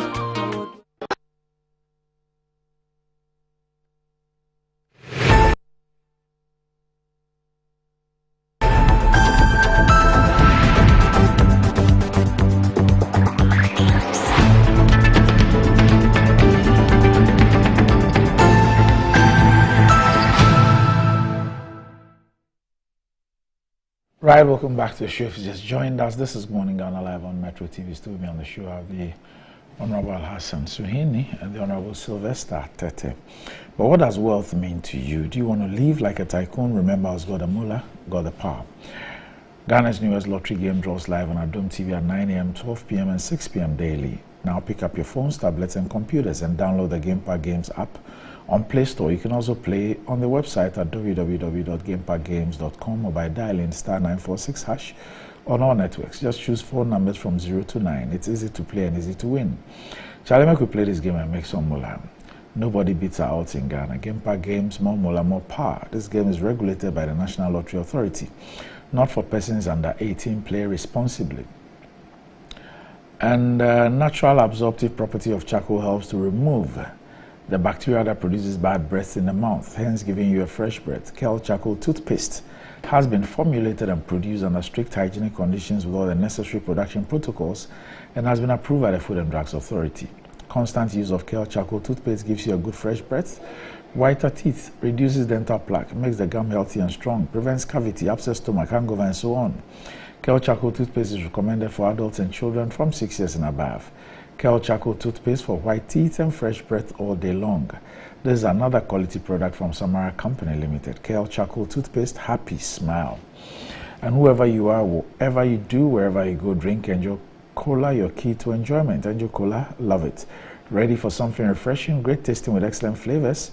Onya, you've got varieties to choose from. Angel Orange for that special occasion. Angel Mango. Angel Peach, refresh your mood. Angel Apple Lime. Angel Drinks produce vitality and maintain fluid in normal balance. Angel Drinks, refreshing, invigorating, and exciting. Angel Drinks are produced by Adonko Soft Drinks Beverages Limited. Angel Drinks taste like our day and is recommended for all, including children. You can reach them on 0244-832286 or 0507878668. And looking for that home up the hill, Kingdom Home Real Estate provides quality but affordable housing facilities for sale. The facilities are located at a serene environment of Ekuapime Kopong and Ebri with the best weather condition. They're 30 minutes drive from Accra and provide modern touch of comfort. They provide high standard security service plus CCTV, standby generators, constant water supply and electricity. They're surrounded with lovely tourist sites such as Ebri Botanical Garden, Boti Falls, Safari Valley Resort, etc. You pay 70% upfront and spread the rest over 2 years with no interest. Locate Kingdom Home Real Estate at Ebri, close to Ebri Girls SHS and a coupon right after the latter junction. You can reach Kingdom Home Real Estate on 0559-761-144 or 0555-621-611. You can visit them at www.kingdomhomerealestate.com. You can also check them out on their Facebook page. Now, Sly, you supported Alan Chiramantin in the Special Delegates Conference.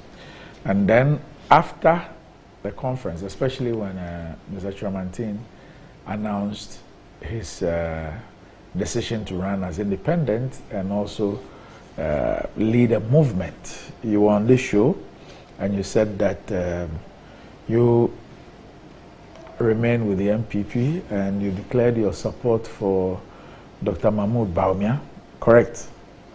Yes. Okay. Now, yesterday, your party released a statement for future of membership pursuant to the provision of Article 391 of the NPP Constitution. It says the leadership of the NPP is taking notice of recent activities of Hopsin Adoye, Abuabian Samuel Anoininto and Boniface Abubakar Siddiq, which includes publicly endorsing the candidature of a person other than the duly elected presidential candidate of a party, His Excellency Dr. Alhaji Mahmoud Bawumia, in spite of their flagrant breach of the party's constitution, particularly Articles 3.5, A4, and 391. The aforementioned men still hold themselves out as members of the NPP. For the avoidance of doubt, Article 3.5A4 of the Constitution enjoins all members of a party to abide by and publicly uphold the decisions of the party. In addition, Article 391 of the Constitution provides as follows: a member of the party who stands as an independent candidate against the officially elected member of the party, or who joins or declares his or her support for another political party or for an independent candidate, when the party has sponsored a candidate in a general or by-election, automatically forfeits his or her membership of the party. In line with this constitutional provision is the view of the MPP that Hopsin Adoye, Nano Eninto, Boniface Abubakar Siddiq and Yabuabian Samuel have automatically forfeited their membership of the party. They are therefore no longer members of the party. The NPP entreats its members to remain true to their duties as per Article 3.5 of the party constitution. We further call upon our members to bear in mind that the party's focus is to unite its ranks and rally the support of Ghanaians to make history by winning the 2024 general elections. But the expelled members have accepted the party stance and pledged commitment to the country's success through their support for independent candidate Alan Chiramantin. And, well, Mr. Boabin Asamoah, in a statement issued yesterday, said, quote, though none of the persons mentioned has received a personal copy, we accept our resignation from the MPP and pledge our commitment to Ghana's success through our support for Alan Kyerematen. We also take this opportunity to respond and set the minds of concerned, well-meaning patriots at ease. And the statement goes on to say that first, our public conduct in unconditionally and with great conviction supporting the high-flying independent candidature of Alan Kyerematen for president is against the MPP constitution, which provides for automatic forfeiture of membership under Article 391. That is incontestable and therefore needs no formal written notice. Unfortunately for the party leadership, the wholesale application of the poorly written Article 391 may not be serving the interest of the general membership of the party well. By not differentiating between support for presidential and parliamentary candidates, conduct against a presidential candidate results in forfeiture of the parliamentary vote as well. This is clearly out of step with the fast-developing political culture of skirt and blouse, where voters increasingly make their choice of presidential and parliamentary candidates based on factors other than what the party leadership says. So His Excellency the President benefited from skirt and blouse when he won 10 constituencies in the central region where NDC won the parliamentary seats. Are those who accepted the president but voted otherwise at parliamentary level to be sacked? Hundreds of thousands of MPP members and millions of sympathizers are deeply unhappy at the so-called mafia tactics of intimidation and inducement used to skew delegates' election in favor of choices that may not necessarily be popular with the general electorate. Indeed, the mafia approach is against Article 55(5) of the 92 Constitution, which demands democratic principles in internal party processes. Whilst there is value to being part of an organization like a party, continuing exclusionary practices quietly erodes loyalty and conviction over time. Secondly, the same Article 55, to which gives a right to join political parties, also gives a right to support political activity as an independent under 55, 10, and 16. Considering that the right of a political party to sponsor candidates does not exclude the right of independent candidates nor their supporters to participate in general elections, it may not be prudent to continue to reduce one's membership with archaic rules. Thirdly, in the profound wisdom of the 92 Constitution, qualification to the presidency of Ghana does not require political party affiliation. Articles 57(1), 58, 62, and 63, 1, 2, 3, and 94, dealing with the nature, qualification, and powers of the office have nothing to do with parties. So, I go on and I say, fourthly, the public is keenly aware that the selection of His Excellency the Vice President, Alhaji Dr. Mahmoud Bawumia, as presidential candidate of the MPP was the confirmation of a process carefully designed to have only one outcome. Because it was choreographed, there's nothing new or surprising to offer the voter public. Arguably, the patient Ghanaian voter has been shortchanged by the presidential candidate selection processes of both MPP and the NDC.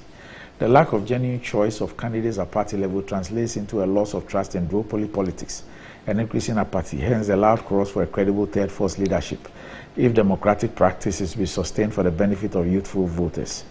That is why a bold and viable candidate like Alan Kyerematen meets the needs of the times. I and my friends Hobson Adoye, Nana Oyeninto, and Sadiq Abubakar Boniface, in our support for Alan Kyerematen, a man of vision, competence, integrity, and action, represent millions of Ghanaians who want to serve the country with a clear conscience. We are upholding the preamble to the Constitution, and they list the articles. And it says that finally the Constitution recognizes coalition governments. A coalition is defined by the Oxford Dictionary as a temporary alliance for combined action, especially of political parties forming a government. Alan Kyerematen was to bring Ghanaians together in the next election, in a government of national unity, to think Ghana and redirect Ghana into a positive trajectory. Okay. So it goes on and on and on, and they say that they have accepted it, but the rules that you refer to, yes, they are there, but they are archaic. They don't reflect the times, and in parts they suggest that they even don't reflect the spirit and letter of portions of the Constitution. But they say no worries. They've accepted it. Randy, these are men of age, and these are no small fishes in our body politics in the country. Boabin Asamoah, a former member of parliament, former aide to the vice president, former director of communications of our party, Alhaji Boniface Sadiq, former member of parliament, former minister works and housing, former minister Zongo development, former minister regional minister. I mean, he's seen it all. Twice member of parliament. Nana Ohininto, former general secretary of the party. Hobson Adoye, attempted parliamentary member of parliament in Katamanso, former constituency secretary. These are men that has really played the politics, and they continue to play the politics. And I'm glad that they know that it is not for nothing that a social organization like a political party is guided by rules and regulations. And just like any other political party, we are all guided by rules and regulations. And of course, Nana Ohininto at one point in time has exercised the same constitutional provision of our party, and likewise Hobson Adoye, former constituency secretary, Yabuabian Samoa, and all of them. They know what it is, and I'm careful because these are people I've worked with closely in time past. But they are adults, and they ought to know the consequences of their action. The Constitution is clear, and that you cannot publicly endorse a candidate of another person other than the parties or the elected candidate. So, per the consequences of the Constitution, they are fully aware of its implications, and they've chosen to do so, to part ways. Alan himself was a stalwart of our party, and he's parted ways with the party. I mean, there are thousands of people who were with Alan, and some have decided to remain with the party. Others have decided to go with Alan Kyerematen. But I think that what I will say this morning, the rank and file should remain steadfast. And like he said, a government of national unity or a coalition government, as it were. And they've made it clear that they want to join. So that, for that reason, the party has not erred than to... I was hoping that they could have even tendered in their resignation, not to warrant the publication from the party, as it were. So those who wanted to leave should have tendered in their resignation, just like Alan Kyerematen did, by tendering his resignation, a notification to the party that I cease to be a member of your party. You are at liberty to do so. But where you want to support a candidate other than your party's own candidate and remain a member of the party, that one, the Constitution frowns upon it. And finally, this letter is from Yabuabian Samoa, or is for all of them, as it were, what you have read. I don't know, Hobson Adoye is out of the jurisdiction. I've not spoken to any of them. But if this letter is for all four of them, then I think that... Yeah, it says, though none of the persons mentioned has received a personal copy, we accept our resignation. So it means it's for all of them. Yes. So it means they've all agreed to put this statement out in the public domain. I think that is fair, and they've also not challenged the process the party has adopted so far. But like you said, this is a movement that they are not putting out parliamentary candidates. We will still need them to rethink. So is that the case? Yes, I mean they're doing only presidential. Only presidential.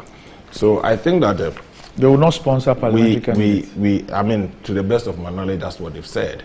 But I also think that I've seen people go out of the party and come back to the party at other times, and I think that is not too late. Going into an election, you get to a stage you realize that, well, I had thought that this would have been, but they should rethink their decision. I wish that their contributions and service to this party for so many years, they should rethink their decision and come back to the party. I mean, the party will also listen to them. But I thought that, first of all, they should have been engaged. I have seen Hobson's public endorsement of Mr. Alan Kyerematen, but I have not seen the others. But of course, their public engagement, that they publicly followed Alan to the engagement and all that. I think that the party should have called them to hear from them and all that. But be it as it may, once they've accepted the decision of the party, it means whatever the party has accused them of, they have fully accepted or not distanced themselves from it, as it were. But these are men that have served this party in various capacities and even in government, so they know what it is. But to the general party supporters, as it were, all of these people may have influence on one or two people across the country. And politics is about numbers. We should begin to engage people. We should begin to let people understand, like the issues he raised and all that. Yes, there are contests that you may not always be happy about the outcome of the contest and all that. But you look at the bigger picture, we are better off staying together, because if the intent is to win the next elections, and then if you bond together, it's easier than to split the ranks of the party, and you want to win, it's going to be more difficult. I'm not sure the essence of the butterfly, as it were, is to be in a coalition government, as it were. If it's a coalition government, you're already in a government and you have served in various capacities. So if you're going to form a movement to be in a coalition sort of, then that's going to be a bit problematic. So it's better we bond together. Our main competitor is the NDC. So from the stock of the MPP, we break away to form a coalition. It is going to be difficult for you to win, as it were. And if you are not going to win, you are going to take away vote from the MPP. Because these are people that you cannot doubt their loyalty to the MPP and to its candidate. So I think that we have about 13 months to go. They should really assess the grounds, which is obvious that Dr. Mahmoud Bawumia has the following. We should all come together, rally support together. Whatever the concerns are, we should begin to address the concerns and make it better. There is no political party, even those that do not make good showing in elections under the Fourth Republic, they have their own fair share of internal wranglings. These things happens, is happening in the UK, is happening in other places. We should be able to sit down and discuss as they go to form a movement for change. Whatever the intentions are, is to offer leadership to this country. Then leadership comes with its own crisis. And if you have one in your party, you are better off to stay together with the party. But I think that all is not lost. We should continue to engage them. That look, they are mother home. I remember the Fonka games. There were people who left with Nana Kunedu. They went, they came back. I remember former General Secretary of the NDC, Bidzidin. He went, later he became even a member of Parliament on the ticket of the NDC, as it were. So for me, people has various ways to express their disappointment and disagreement. But I think that it serves nobody's interest if they remain with the movement. I don't see the movement winning political power in the 2024 elections. We are better off staying together as one party. Let's negotiate our interests. Let's put the concerns together. But I know a lot of underground conversations that are going on. But I'm very confident that it will yield better results. This calls for better management of the party, even at the constituency level. Because for mass mobilization, it starts from the base. And constituency executives across the country must be reaching out to people, known party fanatics who were with Alan Shermantin or its leadership across the country. You shouldn't be looking at the top alone. You should be looking at people beneath, those at the polling station level, those at the constituency level, to engage them, to explain the things to them better. Look, as we go, we head for parliamentary primaries. I've seen people defecting from the party after primaries, parliamentary primaries, so to speak, and that led to people going independent and all that. These are times that, this time, the party has taken a bold decision, making it more transparent for parliamentary primaries and all that. I think that managers of the party at the constituency level must take a cue from this and make sure the processes are so transparent, accommodating, and people really get to understand. There are people who, for whatever you do, they will have reason to complain, as it were. So at the base, more importantly, the constituencies, the managers of the party at the constituency level must take a cue from this and run an open, transparent elections and make sure that everybody's concerns are taken on board. And we must not wait for exodus of people from them. I'm not happy that men like Wabia Samoa, Hobson Adoye, Boniface Sadiq, former General Secretary Nano Hininto, had to leave the party this way. But I think that the natural home is the MPP, including Alan Shermantin himself. So we should always have a reason to reconsider our decisions and to offer better leadership to this country. he's always come with the MPP. And for that reason, they are firm believers of the ideals of Alan Chemontin himself in this. He says he still believes in ideals of the MPP. What it means is that some processes he wasn't happy about. But I think we are better off discussing those processes home rather than going out with it. It helps nobody. And I feel pain that they had to live the way they are living. But I believe that 13 months down the lane, there could be a reason for them to come back to the party. And that's what I'm looking forward that they all come together, we work together, we win together, we offer the leadership this country so needs. So I think that... Do you know Nana Yaosei, the lawyer? Nana Yaosei, I know him, yes. Okay. So he's raised some questions. It says the 20th November 2023 statement announcing the suspensions quoted articles 35A4 and 391 of the MPP Constitution as amended to grant the suspensions of the 4 persons whose identities are notorious. 2, did those who push for the suspension have any consideration for what is contained in Article 363 of the NPP Constitution as amended? What does Article 363 say? 3 it says ordinary members shall not automatically forfeit their membership upon breach of any provision of this Constitution, except when the member is an officer of the party, in which case he or she may be compelled to vacate his or her position without necessarily losing the right of membership. Say, were the 4 persons founding members, patrons or ordinary members of a party, according to Article 316 of the MP Constitution as amended, I need education. That's Nana Yaosei. He's also raising some. Yeah, I mean, seriously, I mean, these are legal matters. And like I'm saying, if you look at the content of the response, I would have taken the turn of the lawyer. But the principle of acquiescence, the letter, the subsequent acceptance. That they accept. Yes. You get my point. That the principle of acquiescence. That's why I didn't take the principle. But you share those views. The views, of course. Yeah, of course. The application of those provisions deals with 2 categories of members. Yes. Ordinary members and office holders. Okay. You remember Kobina Japon's case? Yes. And Afoko. Yes. Their positions were suspended. Yes. So when the term they were holding the office elapsed, yes, they are automatic members of the party. If they have been in good standing, they qualify. That's why Sami Crab came to contest, even though he was suspended. His position as a vice chairman of the party was suspended. Kobina Japon same. So after the tenure, you can't continue to punish him because his tenure of office had expired. Right. If he had not been suspended, his tenure had expired.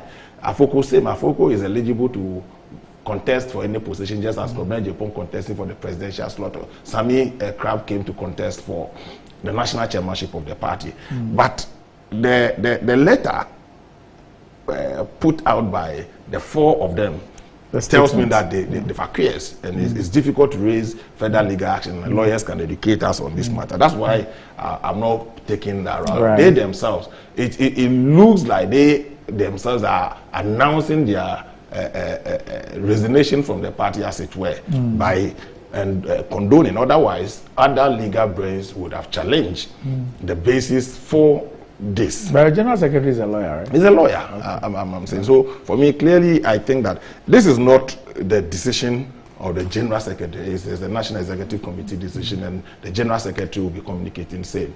But once you put out, but I won't append my signature to something I don't. Well, that's the right. Yes. Randy, yes. Looking at your time, I'm a bit disappointed because why? I saw on the I'm table, the timekeeper, don't worry. Yeah. You go. Oh, I should go. Okay. All right. Okay. Because that's a matter that I think that we should my make final time issue to look at before we wrap up. I saw it as being part of the topics for the morning. But yes, I think the issues I had to raise are partly contained in the statement, the text you just read from the lawyer. You noticed when you were reading the letter, I was going through your,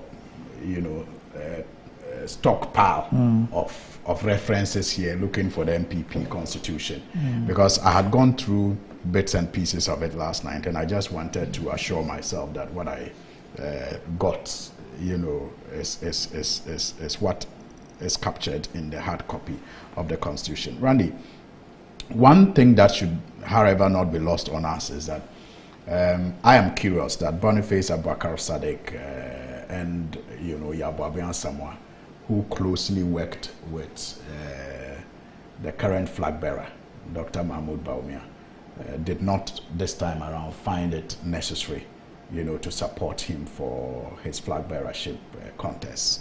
I do not know what they know, but for them to have chosen Alan and even to continue to follow Alan, over Dr. Mahmoud Bawumia, when they worked closely with him, speaks volumes. I think they were closer to him than Sly,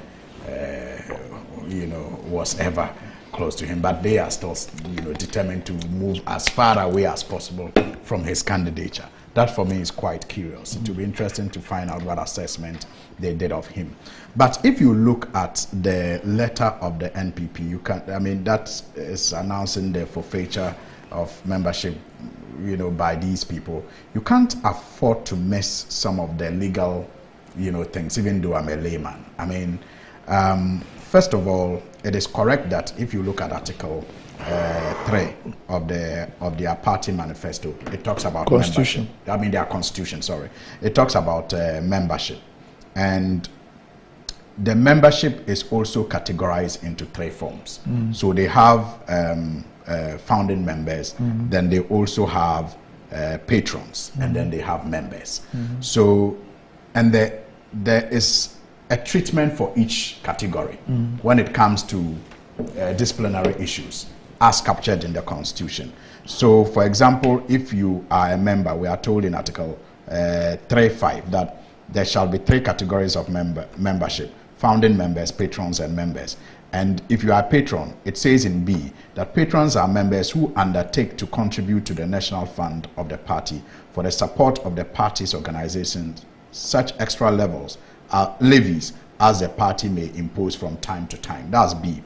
Now B2 is what I'm interested in. It says they must be heard whenever activities and conduct are in question and under consideration by the party. So if you are a patron, you are entitled to be heard whenever there is any issue or activity considering the party. Then 3 says that a patron can contest for position or office within the party in accordance with the rules and regulations governing elections. So I'm taking it that these members are all patrons. They pass to be patrons and not just members, because those who have been listed in this letter have ever contested for positions in the party before. And the Constitution says that if you are a patron, you qualify to contest for any position, office within the party. So I take it that they are patrons. No. Okay. No. They are not. Patronship position positions from the constituency level, regional and national, that are appointed to serve in that role. Yes. So until you are appointed to serve as a patron, you can hold yourself up as a patron. Yes. Yes. Okay, but if you are a patron, these are the qualifications that you have. Yes. Okay, so thank you for that clarification. But then when you look at it, they say the article they use, 391, they say a member of the party who stands as an independent candidate against the officially elected member of the party, or who joins or declares his or her support for another political party or for an independent candidate when the party has sponsored a candidate in a general or by-election, automatically forfeits his or her membership of the party. Now, a number of issues arose for me when I read that article. First of all, Alan says he's not forming a political party and that he's forming a movement. I'm not a lawyer, but legally, I wonder if it makes But he has difference. indicated that he's going to run for president. Yes. As an independent candidate. Yes. Yes, so that goes against... Okay, so then when you come to independent candidate, at this stage, do we have any candidate? Who is a candidate? Yeah, but he's declared his intention. No, but who is a candidate? Legally speaking, who is a candidate? The one so approved by the Electoral Commission. So, yes, but the point is that once he has made a public declaration of his intent to run as an independent candidate, this kicks in. No, but that's the point I'm making. I am not saying it doesn't, but I'm just saying that you they don't are legal. wait. If a person comes to tell you that I intend to kill myself, you don't wait for the person to kill himself. I intend to come and rob you. No, but the point is that I'm saying that these people can make the argument that they are not supporting a candidate. Well, they have not declared support for a candidate because legally speaking, Alan is not a candidate, no, but and Alan is not going on a party ticket. They've publicly declared their support for Alan in his quest to run for president as an independent. Yeah. They have publicly associated with that cause. But you see, that's another thing. They are not the only people who are publicly associated with that. Maybe they are known. At the press conference, if you go and look at the press conference that Alan used to announce his decision to break away from the New Patriotic Party, there are many others who were at the press conference who are not named here. SK Boafo and others. They were there. They were there. Why are they not named here? Hey, yeah. Asla, is that true? They were there. They are at the press conference. I don't have the footage. You know, so I mean, I those were some of the issues that went through, ran through my mind. Public official face ignorance. I don't know if Sohino was there himself. You are wondering whether, and that perhaps that is why I agree with it's like when he says that this time calls for better management of the party, because clearly this letter doesn't show that the people in charge really understand the times that their party is in. Yeah. All right. Okay, let's move on. The Speaker of Parliament was having an interaction and he said something about his residence, and it's become the top story since yesterday. Let's watch what the Speaker said. Ladies and gentlemen, Ghana's checkered democratic journey is known to all and needs no further mention. This largely affected the development of parliamentary democracy. And you know, unlike the executive and judicial arms of government, we have had to be offended a number of times, and even we lost almost all our properties. And so we are now struggling to get even our lands for us to be able to put up some structures to accommodate Parliament. Many of you don't know that even the residence of the Speaker was almost sold to private sector. Actually, it was given out. It's when they went to register that Lands Commission identified that that is the residence of the Speaker. Luckily, I was inside, so it was saved.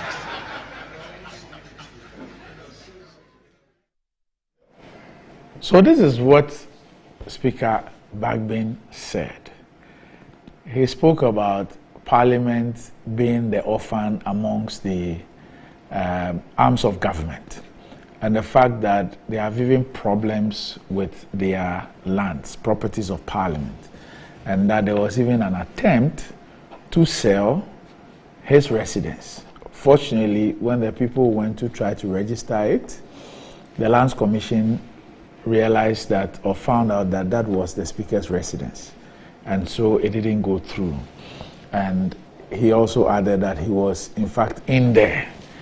Now, the minority in Parliament has called for a probe into the alleged attempt to sell off the official residence of the Speaker to a private developer. During a breakfast forum on Monday, November 20, the Speaker revealed that his official residence was almost sold to a private developer. Although he did not name those behind the supposed attempt, he said the property would have been re-registered to a private developer had the Lands Commission not identified the building.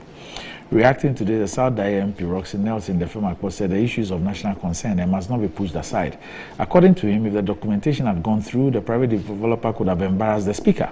Quote, "This is a matter that we ought not to allow it to go without being interrogated." According to the MP, several properties close to the Speaker's residence have allegedly been reclassified and sold to private developers. Quote, "All the neighboring residential properties that share a wall with the Speaker's official residence have been developed into this obscene and craving for modern apartment building with private people occupying it. So you can be in your room and be looking into the compound of the Speaker. It doesn't happen anywhere on this globe." Okay. But the Lands Commission has issued a statement. And this is what they say. They say they've become aware. Let me just read it. The Lands Commission has become aware of reports in a section of the media suggesting that the Right Honourable Speaker of Parliament's official residence at Cantonments has been sold to a private developer. I don't know which report you read, Lands Commission. I just played the Speaker's video. The Commission wishes to state emphatically that at no point in time was the said property sold to a private developer by the Lands Commission. I don't know where you're getting that assertion from. Records available to the commission indicate that 1. The land in question was acquired in 1920 by a certificate of title dated 7 June 1920 for government services. Since 2003, the land has always been used as official residence of the Right Honourable Speaker of Parliament. 3. By an application dated 15 November 2022 and numbered PS/LS/002/12/22, Parliamentary Service applied for a certificate of allocation to regularize the occupation of the land, which measures approximately 1.66 acres. At its 64th regular meeting held on 22nd December 2022, the Regional Lands Commission approved the application after all statutory processes, including planning approval from the Ladade-Kotopo Municipal Assembly, had been duly concluded. On 14 February 2023, the Lands Commission made an offer of allocation to Parliamentary Service. Parliamentary Service accepted the offer, and after paying the requisite fees, a certificate of allocation dated 28 April 2023 was issued to the Parliamentary Service. The Lands Commission is therefore unaware of any purported sale of the Right Honourable Speaker of Parliament's official residence to a private developer. The Commission wishes to reiterate its commitment to the prudent and efficient management of public lands in the national interest and promote effective land administration that is anchored on the highest standards of integrity, transparency and candour, and is signed by Benjamin Arthur, Acting Executive Secretary. Sweeney. Yeah, Randy, I equally surprised by the release from the Lands Commission, because it doesn't seem like they took their time to understand the conversation before jumping into it. But I've heard people say that Ghana is... Before you go on, yes. So Idi Muayideen, who's now a lawyer, he says SK Boafu was there. But at that time, the party had not officially elected a presidential candidate. So you can't invoke Article 391 on him. Interesting logic. Interesting logic. Anyway. Right. So, I mean, Randy, I've listened to a number of people who sometimes have said that because of certain developments in the country has become a crime scene. I dare say that the Ministry of Lands and Natural Resources will be one of the biggest murder weapons if that were the case. Really? Yeah. I mean, the kind of things that are happening in that ministry are just mind-boggling. I mean, the failure to deal with Galamsey, the mining in forest reserves, the wanton sale and grabbing of prime lands, sometimes in collusion with land guards. You remember the story that came up involving the ministry's admission to have awarded a contract to a land guard named Jato. You remember that discussion? You know, in fact, the bizarre thing I heard recently is that in some of the cases, spouses are involved and all that in some of the transactions. Spouses? Look, yes, of politicians are involved in the land sales and the transactions and all that. Look, you have the recent one that I think that the Mines and Energy Committee will scrutinize. It is known as the Small Scale Mining Incubation Program. It's in the budget statement. But long before it was even put in the budget, we do know that about 30 companies had already been selected. And what is happening is that the Mineral Income Investment Fund is just doling out monies to these people after they have, destroyed our forests. This is supposed to be for small-scale miners. So they have destroyed our forests. Maybe they are no longer getting enough gold for money. Now they are going to the Income Investment Fund so that they get money from there to, as they put it, unearth their full potential as small-scale mining operations. So I think that if indeed Ghana were a crime scene, the Ministry of Lands and Natural Resources would have been the biggest weapon, murder weapon in this case. Because look, what the Speaker said is true. It's true. And so the Lands Commission, perhaps if they had listened carefully, would not have bothered themselves to issue a statement. When you say it's true, what do you mean? It's true to the extent that the Speaker's residence was offered to a private developer. By who? By government, by people in authority. Because the lands, remember, are held in trust by on behalf of the people, by the president. So all lands in this country are vested in the president. And the Minister of Lands and Natural Resources is the one who, takes oversight on behalf of the president. And so if a private developer, emerges with documentation suggesting that he's been offered a piece of land, and that piece of land turns out to be the residence of the Speaker of Parliament. And you have lawyers, you know, who wield a lot of authority leading this discussion. And Randy, your very good friend, Gabi Ochre-Darko, knows very much about this transaction. How? He does, because he was involved. Involved in what? He was involved in the transaction. No. Either as an advisor or as a... But he knows much about it. If you won't give me evidence of that, just retract it. Randy, I'm saying that he knows about the transaction. I'm not saying he was the one involved in the transaction. But why will you mention his name? Because he knows that what the speaker said is true. Why will you mention his name? I'm mentioning his name because I spoke about... No, he's not a party. I'm mentioning his name. Yes. I'm mentioning his name because I talked about the kind of things that are happening around the ministry, and I talked about the involvement of state agencies and non-state agencies. He's not a government official. He's not. No, you see, but he wields a lot of influence. Do you remember what the former environment minister told us about him? Yes, he said that people who don't hold government offices. Just hold on a minute. Yes. Just hold on a minute. Yes. If you will not give me any evidence to show that Gabi Ochre-Darko played a role in this transaction, kindly retract that. Well, I think it is unfair. Well, what I'm saying is that, Randy, I will, if you want me to retract, I will do so reluctantly. I want you to. I'll do so reluctantly. But what I'm saying is that, in the absence of providing you evidence, I'll do so. I'll do so reluctantly. But the point I was making, if it didn't come out well, was that Mr. Gabi Ochre-Darko knows about this transaction that the speaker spoke of. And so for the Land Commission to suggest that the speaker lied on a wrong premise is unfair to the speaker, because what the speaker said is true. My issue really, and I can tell you on authority that he knows a lot about this transaction. You see, I cannot give you evidence. I cannot give you evidence about his knowledge. Then please yes, so I reluctantly do. But the point is that if the Land Commission had listened to the speaker said that a search at the Land Commission is what prevented the sale. Yes. So it means the Land Commission did its job. Yes. So I don't know why they are getting themselves involved in this matter. They were not responding to the speaker. Yes, and they were responding to publications, and I haven't seen any publication that have suggested that indeed the Land Commission maybe they're responding to a headline somewhere. Because when you read the stories actually report what the speaker said, and the speaker said that it was offered to a private developer. In the course of a search, it was realized that the place was the habitat of the Speaker of Parliament, and so the transaction could not proceed. But the truth is that it was indeed offered. And you see, the Land Commission, even in responding, has given a lot of information that should convince anybody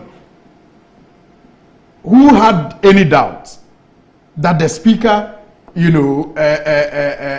peddled falsehood, to abandon those doubts. Because look, they say that the land in question was acquired in 1920 by a certificate of title dated 7 June 1920 for government services. 1920. And that since 2003, the land has always been used as the official residence of the Right Honourable Speaker of Parliament. Since 2003. Then all of a sudden, by an application dated 15th November 2022, and numbered given, Parliamentary Service applied for a certificate of allocation to regularize the occupation of the land, which measures approximately 1.66 acres. So it took the Parliamentary Service Board 20 years to decide to regularize. Not 20. It's more than 20. No, I'm saying 20 because of 2003. Yes, 20. Okay, yes. Now, it took them 20 years to decide to regularize. 21. What is it that pushed them?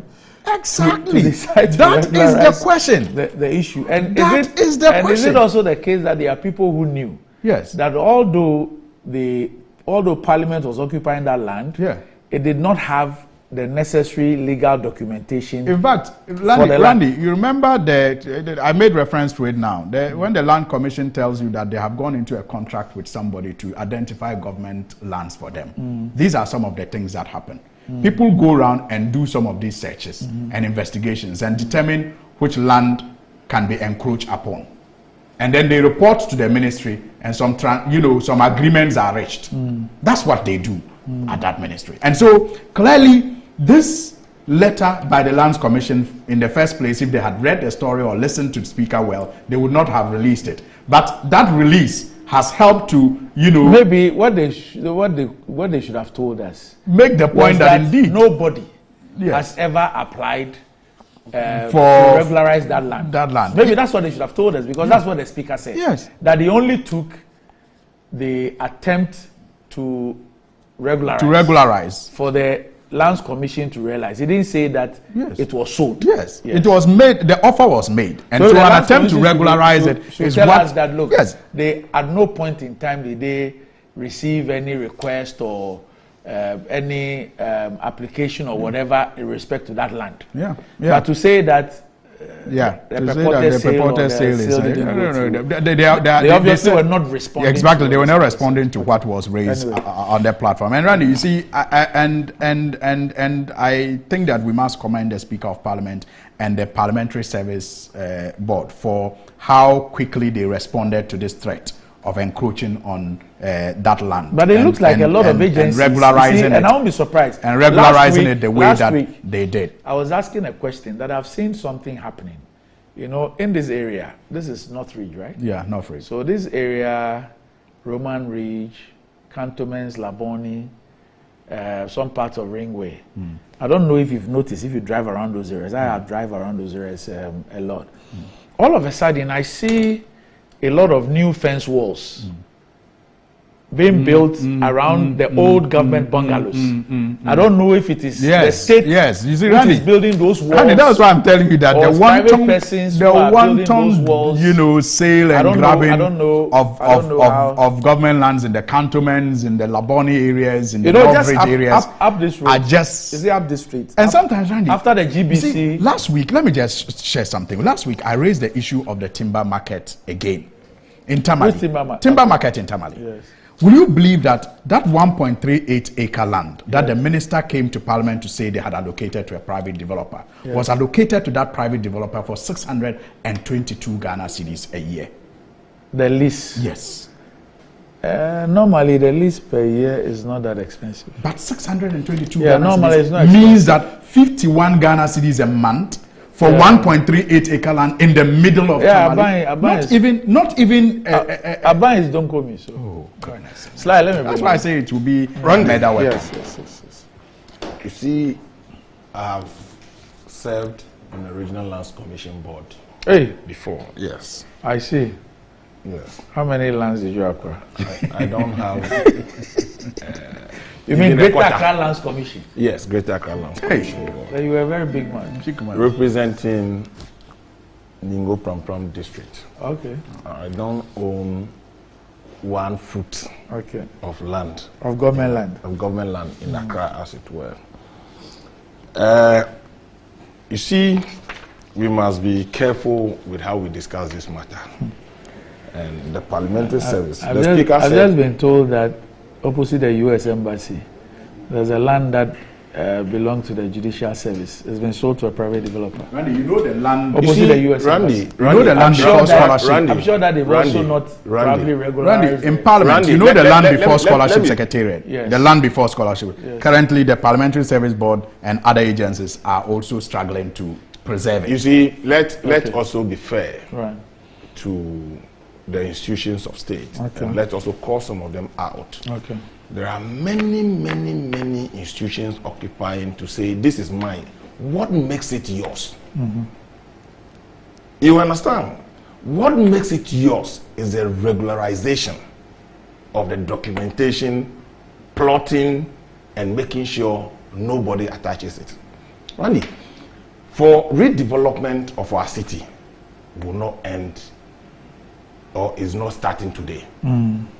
We must be fair that we can't have Accra of 1960 and Accra, the same Accra today, where a government bungalow is sitting on 2-acre land. It is not possible. Successive government have taken steps to redevelop Accra into modern city. It comes with all of these things. But look, interestingly, the parliamentary service had been using this facility from 2003. They hadn't taken steps to regularize it. And the speaker said, thankfully he's in there.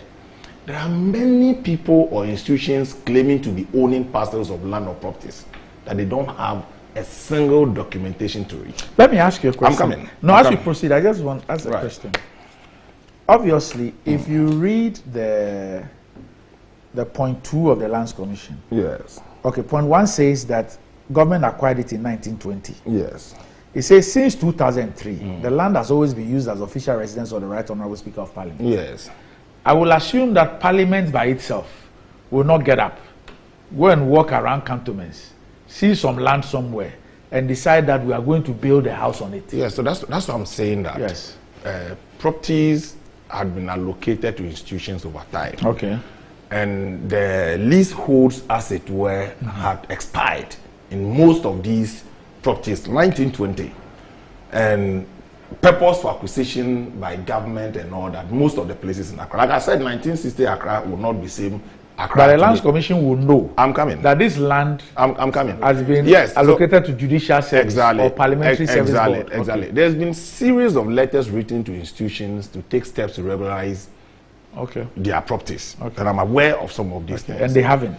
I mean, some haven't as we speak now. So by virtue of being there, they think that they own it. Okay.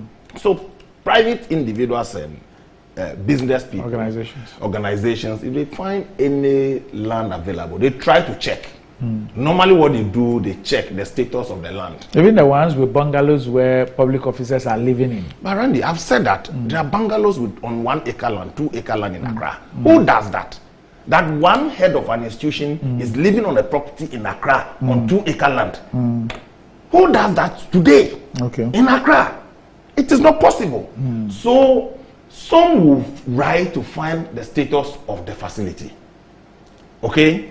So if they write and the Land Commission says no, there are many applications that are turned down on a daily basis. Right. And some institutions themselves also come to the Lands Commission and say that we own this parcel of land and this property.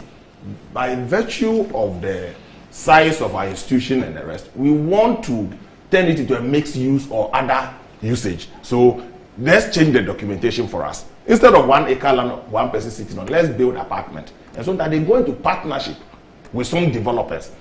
Build apartment for us. Take this and let's do this. There are so many of such arrangements all over in Accra. And my brother is aware of having been a member of the committee. He's aware of some of these things.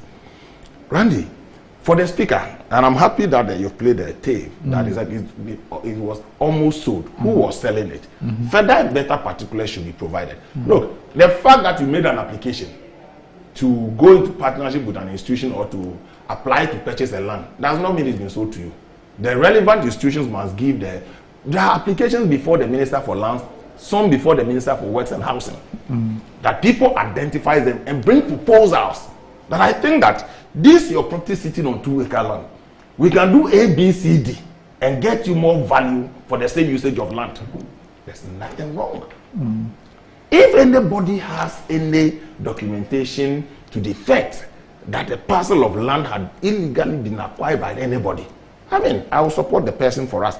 Now today, people are even saying that the purpose and the intent for government acquisition of public lands had changed. And if that is the basis that you acquired it, you are no longer using, return the lands to the original owners or renegotiate the interest from the original owners. We are saying it. That means people are saying. We are saying all of us. I mean, about you see those who are saying it for purpose of political experience. Like they've been exposed on many fronts. So you see, yes, of course, the people who are so of course, the institutions may not have the kind of investment to redevelop those places. So they go into partnership with other institutions. People have their own private residences that they've acquired over time.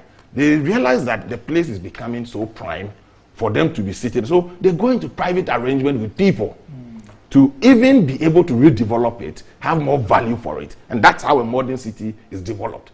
So we should not be quick to condemn all kinds of arrangements that are going on. But we thank God that the Lands Commission had been proactive by allaying the fears of the public. Because the headlines put out there yesterday that the speaker, they didn't quote the speaker exactly, but they said the speaker said his property had been sold. That was the headline yesterday. That was misleading. And I think on the basis of that, that's why the Lands Commission. How does an institution, without reading the details? How does an institution issue a public statement to a headline?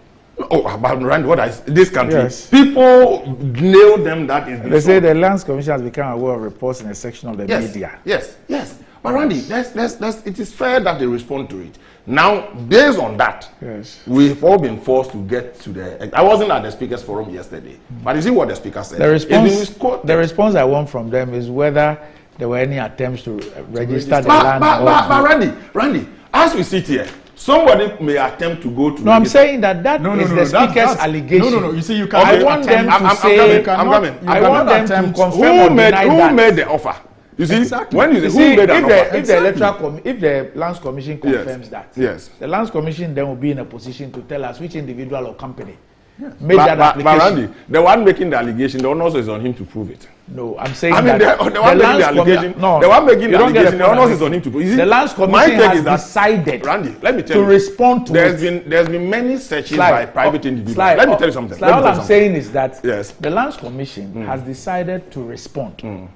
I'm saying that if they intend to respond to what the speaker said, they should respond to what he said by telling us that indeed no individual or entity has applied or attempted to apply or to register anything. They should tell us that. Randy, let me tell you something. Today, you may have hundreds of people, by the fact that they see a fallow land anywhere in Accra, will pick it by themselves and attempt to find out the status of that land. Yes, I'm telling you. But that's a search. It's a search. That's a search. No offer has been given anybody. But an offer. No, you don't know that. The Lands Commission has not said that. An offer is subsequent to an application. Exactly. Yes. And it has not been given anybody. Nobody has been granted any offer by the virtue of the. But has anybody applied to buy that land? Has anybody applied to the Lands Commission? We are not in the know. So the speaker making the allegation. But I'm saying that the Lands Commission has decided to respond. The speaker didn't say the land has been sold. He said they should respond appropriately. No, but the Lands Commission was clear that is responding to the report in the sections of the media. So they are not interested in what the person actually said. But what did the speaker say? Almost sold. What did he didn't say? The speaker said. It's right. Almost. What is almost? What is almost? So the speaker making the allegation perhaps has the fact. So the speaker should have put the fact out there. He made the allegation. You are going the wrong way with this. If the Lands Commission has not responded, you can say all the things you are saying and say that if the speaker chooses to make an allegation, you should come and substantiate it. The Lands Commission has chosen to respond to what the speaker said. I have played what the speaker said. Is this Lands Commission response a response to the speaker? No. It is not. It is not. So I'm saying they should respond to him. If they've chosen to respond, then they must respond to the subject matter. That's what I want to know. Is the residence of the speaker. Thankfully, people are worried because a report has been made to the effect that it had been sold wrongly. The clarity. There is a bigger issue. Of you see? Of what? When you heard the speaker, the speaker spoke about how Parliament is having difficulty. I mean, that's a different conversation. No. Yeah, having difficulty with respect to their properties, their assets. Yes. And then he gave his residence as just one example. One example of that. Somebody tried to sell it. It was just the Honorable Sweeney in his submission that refers to another place which is used by Parliamentary Service Board, where they are having difficulties in getting the registration or whatever of that land because there's a private developer interested. Let me give you. You were here when he said let me give you an interesting example. Yes. There's a facility close by Kempinski, used by Ghana Enterprises Agency. That same facility, the claim is being made by how do we call it? Agency under Labor Ministry. Okay, you will find government agencies fighting over personal That's Please, that's not the point. I'm coming. So a determination will be made. Yeah, Yes, that one a determination can easily be made. But we are talking about when it is appropriated or when you say it's been appropriated, there's no evidence. Which human being? There's no evidence. What do you think? What do you think prompted? What do you think prompted the parliament to begin to regularize the state? Why do you think? But why do you occupy something you will not take steps to regularize it? You see, Randy, the thing is that even the military quarters, I've just been told this morning, the military quarters just opposite the Jubilee House is also in the market. No, but that is for the real. But these are some of the things. These are some of the things we will not allow and we will take back. I mean, some of the institutional lands, that are given away, will all have to be.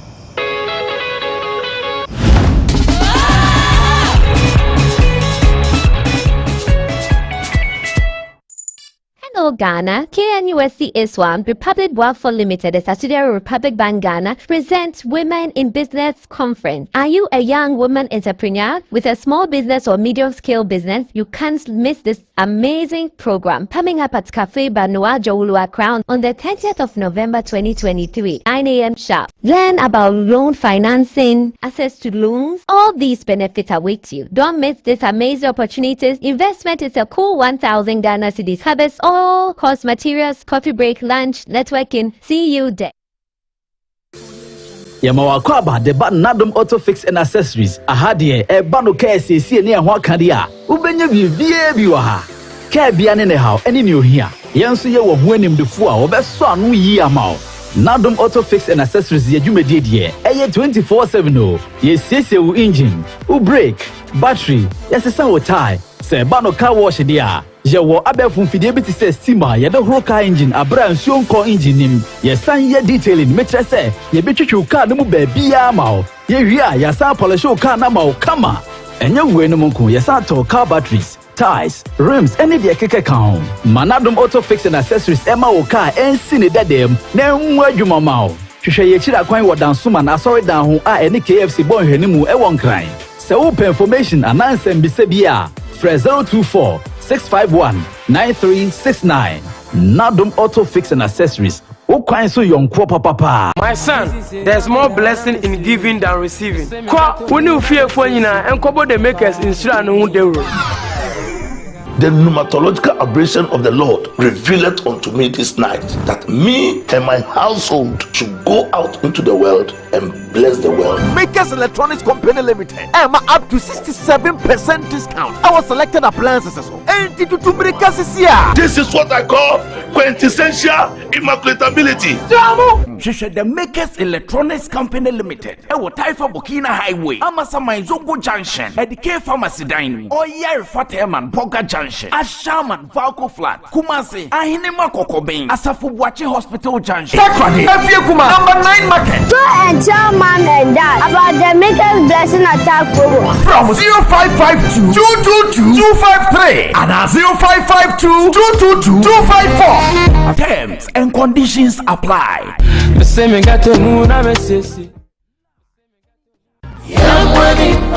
Original Original 91.9 FM, Original TV, na afei so the Metro TV, and na to nsa afre agidifo nyina. Ese wo meka ye ho na empaibɔ nante a yɛde bɛhyehyɛ so efieda December bosomida edikan. Won fimpim bienu ene aduonu mihensan mu a ɛba akɔyɛ ɔman mu nyina. Ekuafo ɛda bekyerɛ National Farmers Day no wo meka ye ho na sa adwumadie no entumi nkɔso. Ɛnenti ye bompaye anante akai emofra akonsomo dam no eyiriye ahomadisua. Ye kyerɛ sɛ kakra bia ensa eniema bia wo bia no obetimi ede abeso yasene. Fa momo line no eye 0548 390970 0548 390970 na sɛ wo sanitary pad entade ensa dokodoko anase sika fa beso yasene sɛ ne beya ye bema wono mu a ennei wo mani atutu akom nsɛm no wo nso ebesere hyɛne nso ɛsɛ dwumade kɛse bɛhyɛ ase anopa nonsia ade afi Obra Sport ɛwɔ Kwame Nkrumah Circle na ye nantimu a na sɔfo peni dwumade kɛse odi animu ɛyɛ Apostle Sacred Solomon Odro ɔno ɛna kyerɛ dwumade kɛse obedi ɛyɛ animu ama asɔfofo afoforo nso ɛde ɔmonta akyire aboa nipa bebrenya mbɔfo wa brabo hyasia.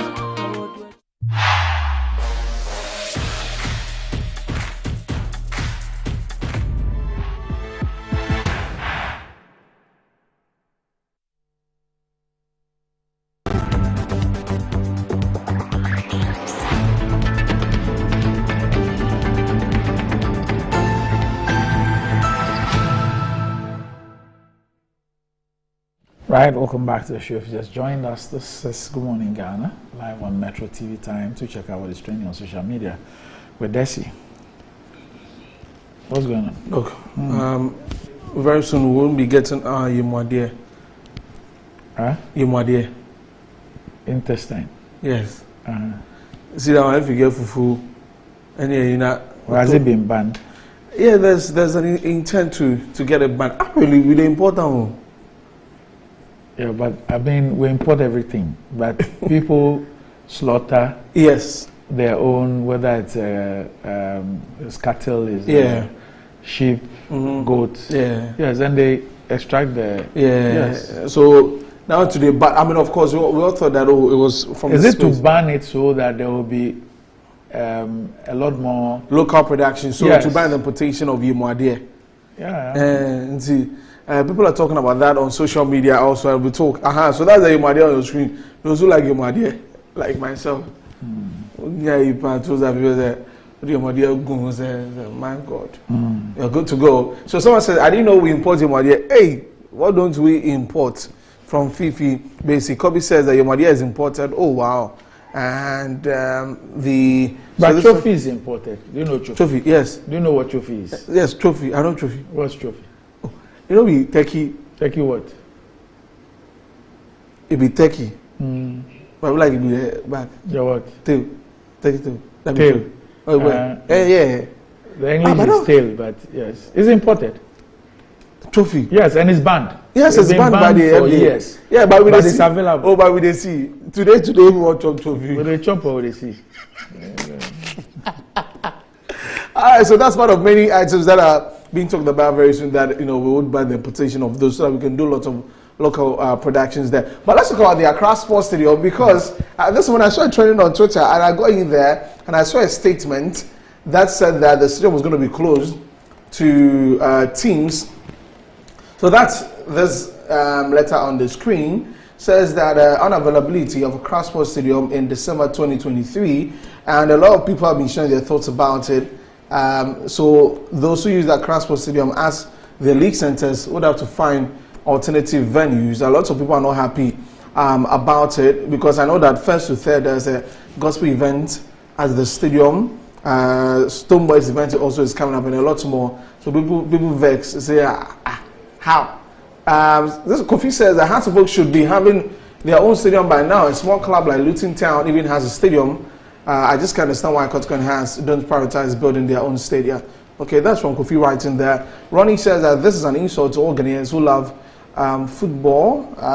Evans Aram says, we live in a country where sports facilities are not prioritized for sporting activities, but rather premium is placed on non-sporting events. This is excruciatingly painful and disheartening. Now says the reason why Ghanaian clubs should start building their own stadium.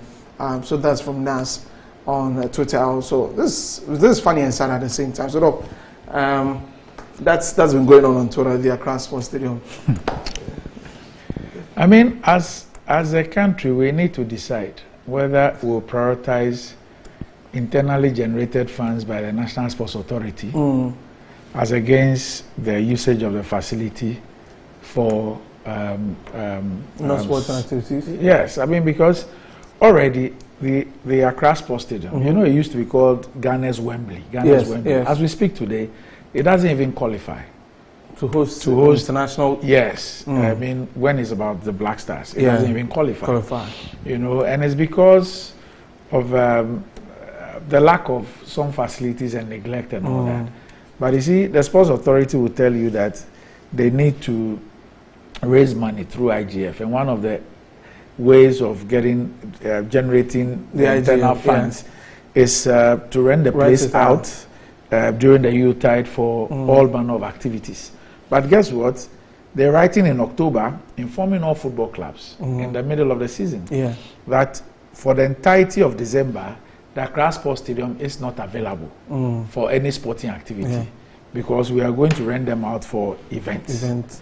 Well, I'm yet to come across any other country that you would find this happening.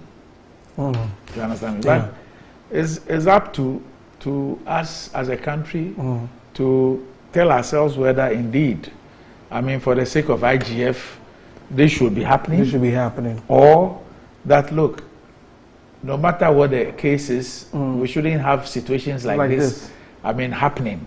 Is it possible to have the games played at the same time that you're going to have events. Maybe days apart and all that?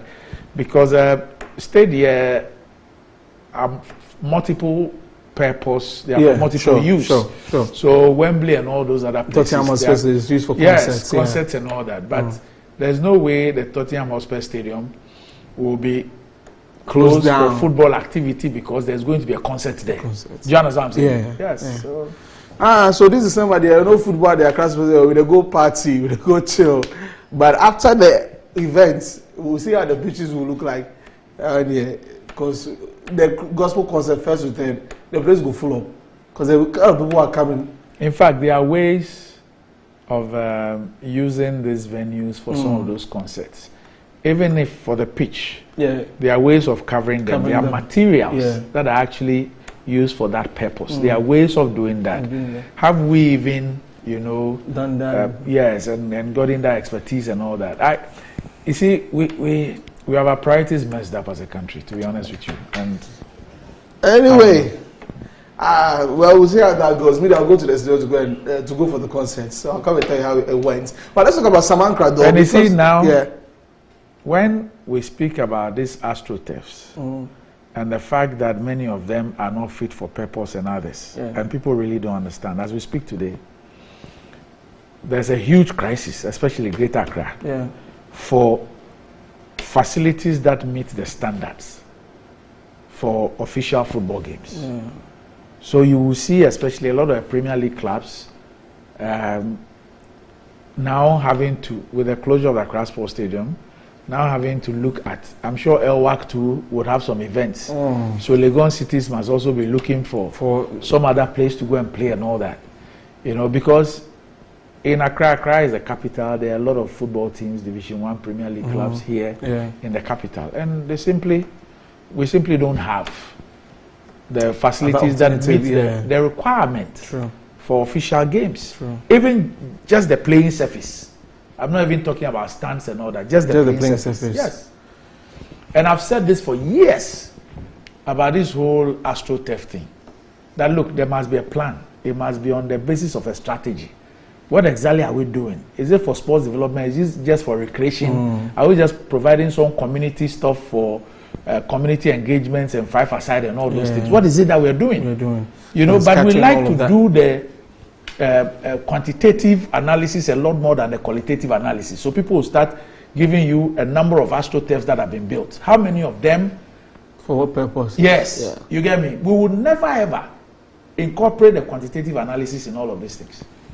Okay, so we'll see how that goes. In fact, the qualitative analysis in all of this, we will not. We'll just be doing those number games. All right. So someone has also been training because people are saying that by you this one. So what do you do? You just do. So he's been training on Twitter. Also, people are not happy with him. The people who are behind the new force, they wrote a letter out saying that what Sam Ankra is doing is fraudulent, and all people have been talking about it on social media. So there you have it on your screen. Also, and for those of you who know, today Black Stars will play against Comoros, and a lot of predictions coming in. Hopefully, we'll win that game. You remember when you asked me about those billboards? Yes. And you asked me if I knew who was behind it. Yeah. And I told you yes. But I will not. Yes. I gave you a reason why I will not disclose it. Yes. Because I told you that it's about people's creativity. They have spent time and whatever and expertise to create that. And it is for a certain effect. And money is being paid for it. And of course, they're even making an advertisement for people who love that creativity to even go reach out to them for further business. And so for somebody who operates in this space, will not, make that disclosure. When it's time for them to do so, they'll do that. And I'm sure that is why they are enraged by what has happened. Yes. Because even with this picture, you see the masked thing. So they have. Because you see, the first thing that anybody who sees this, the first impression that it creates is that that's the man behind the mask. The first impression. Yes. Now, if you look at the caption, it speaks about no max promises to say that he will perhaps be transparent or something in his bid. But you see, this is an artwork, not just an artwork, but an intellectual concept that is being created by somebody. They are in the middle of it. They are not done. They are not done. So to seek to appropriate a part of that to send your message. That is not right. That's not right. So people say that, Chaba, they start on a fraudulent note like this. But anyway, let's talk about the Black Stars will play today at 4 p.m. against Comoros in Moroni. If, for example, he had waited for the person behind the mask to be unveiled, and then he had decided that he would do something like this, maybe his view too is that when the person is really unmasked or unveiled, it will take out what intends doing. But then what it means is that you're taking advantage of what people have spent time to think about a lot of skill and whatever to come up with a concept. You don't ambush. You don't ambush a concept like that. It's not done. And try to push yours. Anyway, Doc, you know Demon? As in Abonsam. No, there's some demon in Aputoja. Oh, Charlie, the guy do yawa. Please, let's play demon time. Why? Yeah, for the gang, Oh, bag never my chino. Jua, I'm going say, Pico a day. Jua gum. What I say, if any demon time. I can throw for pistol for rare gangsters. Whoa. When Jima Bell, whoa. Demon Ganchanana. Jim. Dread no. What I say, demon, her name demon. Hey, I can't throw. What trial? Put your gangsters, Hey. These gentlemen now be arrested by the police. That was after they posted this video surfaced on social media, and a lot of people called on the Ghana Police Service to arrest them. So there you are. You have them being arrested. I mean, this is totally, I don't know what the word to use, but they have been arrested. And kudos to the Ghana Police Service. I just wanted to say that kudos to them for acting swiftly and arresting these gentlemen who are a threat to our society, especially people in the Ashanti region in Putuja. I got the name right. So yeah, kudos to the Ghana Police Service. So that's it for the Trench today. Today we'll see what will be like after the game. Ghana against Comoros in Moroni. Hopefully we'll win this game also. Iñaki will do another one for us. So Doc, that's it for the Trench today. That I have for you. Say, maybe we need 3-0. 3-0. Oh, we just need a win, 3 points. Yesterday, Mali drew. Yes. And then Madagascar won by 3 goals to 0. So it will do something. Unlike the people that we know who just keep playing draw. Oh, Niger. Yes, with all their superstars. So that's it for the trends. My name is Nespedi, the Star Boy. I'll be back to work with all trending and news on social media. Doctor. All right, so I'll see you. Yes, tomorrow. Okay. Yeah. Up next, Metro Sports.